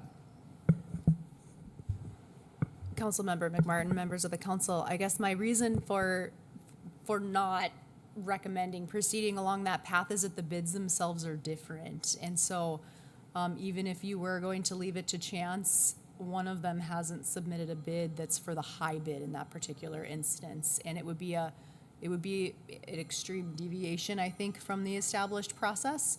There are some instances in state law where if conditions are exact, you do draw a name out of a hat. So it's not so far-fetched. There are some instances where that's what comes into play.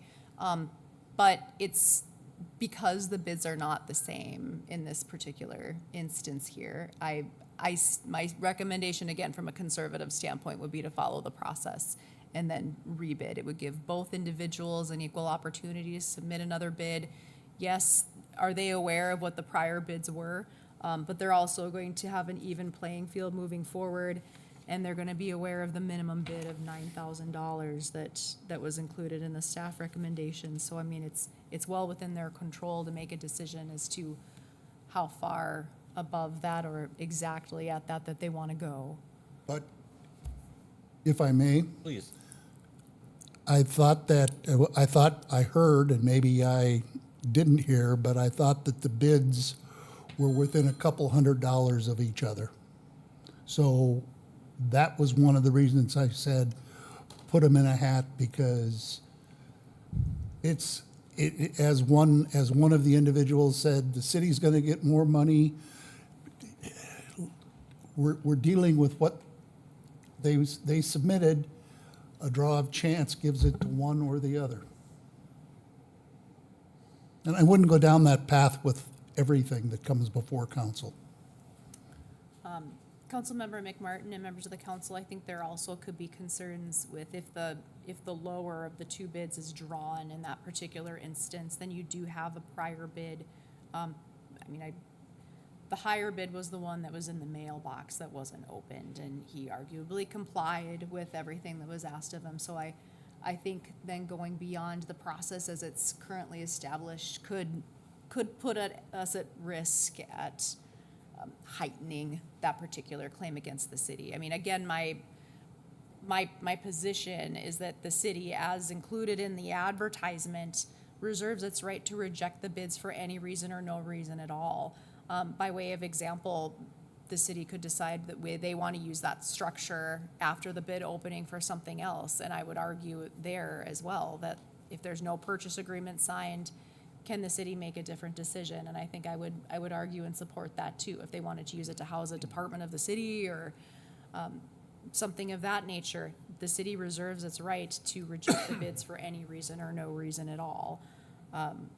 There's no purchase agreement that was signed. I think it's well within the city's right to reject the bids and rebid. Again, conservatively, I would recommend following the process that we have set forth in this particular instance. I wouldn't recommend deviating from it. Any other comments or questions or concerns? If not, we probably should vote. And just to refresh our memories, the current motion is? To uphold staff decision to reject the bids received for the structure located at 804 First Avenue Southwest and authorize staff to re-advertise the auction of the structure with a minimum bid of $9,000. Let's vote. Thank you. Locken, Yes. McMartin, No. Padragula, Yes. Samuelson, Yes. Blessam, Yes. Janser. Yes. The motion passed 5-1. Mr. President, Yes, sir. I'm going to bring a motion to direct staff to seek out Attorney General's opinion on this situation and determine whether we have acted in a way that's appropriate under state law and if there are state law questions. Second. Discussion. Again, I'll just go back to it. We've just had enough discussion on it overall, on the circumstances here. But I do think it's very important, not because I'm not supporting staff or our attorney's opinion on it, but because we raised, even in this meeting, matters of state law that we had to look up live. And I think asking for their opinion, which they may choose not to give, I think is worthwhile in this case. Any other comments or discussion? If not, let's vote. Blessam, Yes. Janser, Yes. Locken, Yes. McMartin, Yes. Padragula, Yes. Samuelson. Yes. The motion passed. Thank you. We are now done with the regular decision-making items on the agenda, and we're moving to number 9, which is miscellaneous and discussion items. And this is a chance for members of the council to raise any issues they want to talk about or just float out there on the table. Mr. Blessam. Yep. So, Mr. President, I believe we've all received some correspondence from different members of the community around boarding facilities for animals. I'm going to be very clear. I'm going to make a motion here in just a moment, but I'm going to be very clear that it'll be a quite high bar for me to want to put regulation in place for a new business type.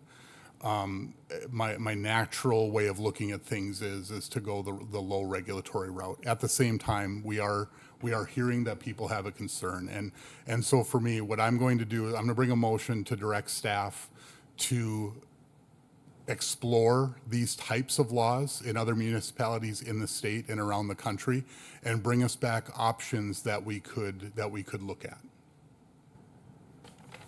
And that would be, when you say these types of laws, it would be around the boarding facility. Licensure, Around boarding. Around boarding, yes. A second on that? I'll second. Mr. Samuelson seconds. So if I can continue, Mr. Please, President. please. Yeah, thank you. Again, as I said, I think it will be hard for me to sign on to that, but I want to also validate the concerns that are out there. My sister lost a dog in exactly this fashion. She dropped it off for boarding, expecting to be able to pick it up a few days later, and unfortunately it was lost, meaning it was attacked by another dog and was gone. So I in no way am I minimizing whatsoever the concerns that are there. The problem that I have with it is that if we start down a path here, we head down a regulatory path that gets not only very difficult to even produce and write ordinance or law around, but also to go and enforce. I mean, now we're adding to the team, we're adding staff to make sure that we even go out and check this. Is this the PD that does it? Do we have another new department that does it? Is it our pound services that do it? So I think this is likely an untenable path, at least for me, with my vote. But I do want to hear at a subsequent meeting what staff is able to come up with to take a look at this. Other comments, observations?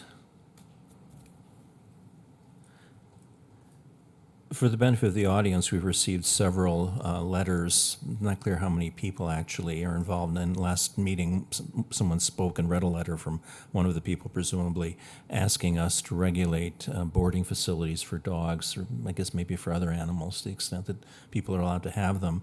One of the questions I had was that the person who wrote the initial letter doesn't, and apparently never lived in the city of Minot, and it's not clear the facility was within the jurisdiction of the city of Minot. But I think in the issue of fairness, if somebody who has some connection with the community feels they were done wrong and that the city might somehow prevent that happening to other people, I think it'd probably be a good idea to at least open it up and talk about it.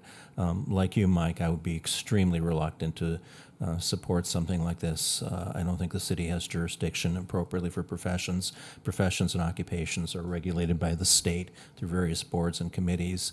I think would be a tremendous example of marked overreach by the government. But obviously, we have two people, at least apparently two people, who were hurt by something. I don't think it's something that's proper for the city to deal with, but I think that they raise an issue. My own advice personally, not as an alderman, would be find a lawyer. You were done wrong. Some things government protects you from or tries to protect you from, like mosquitoes maybe. Other things you're kind of on your own. It's between you and whoever you feel done you wrong. So that'd be my initial take on it. But I think in the matter of fairness and recognizing the fact that pets are very important to many people, I think it's worth taking a look at. So I would support your motion. Any other questions, comments, concerns about that? Okay, let's vote on it.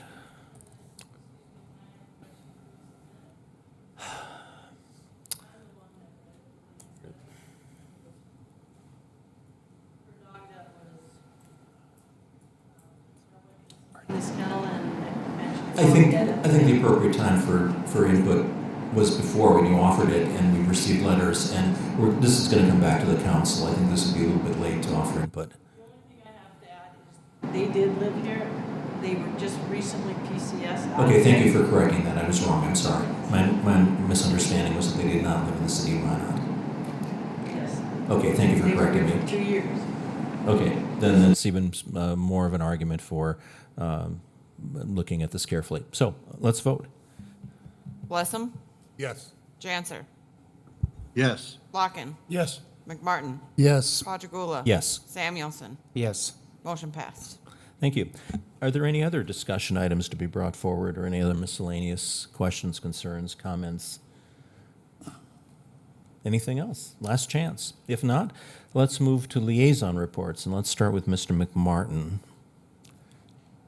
The Renaissance Board will not be meeting this month as there were no new applications to review. And I've received nothing from Visit Minot at this particular juncture in terms of a meeting coming up.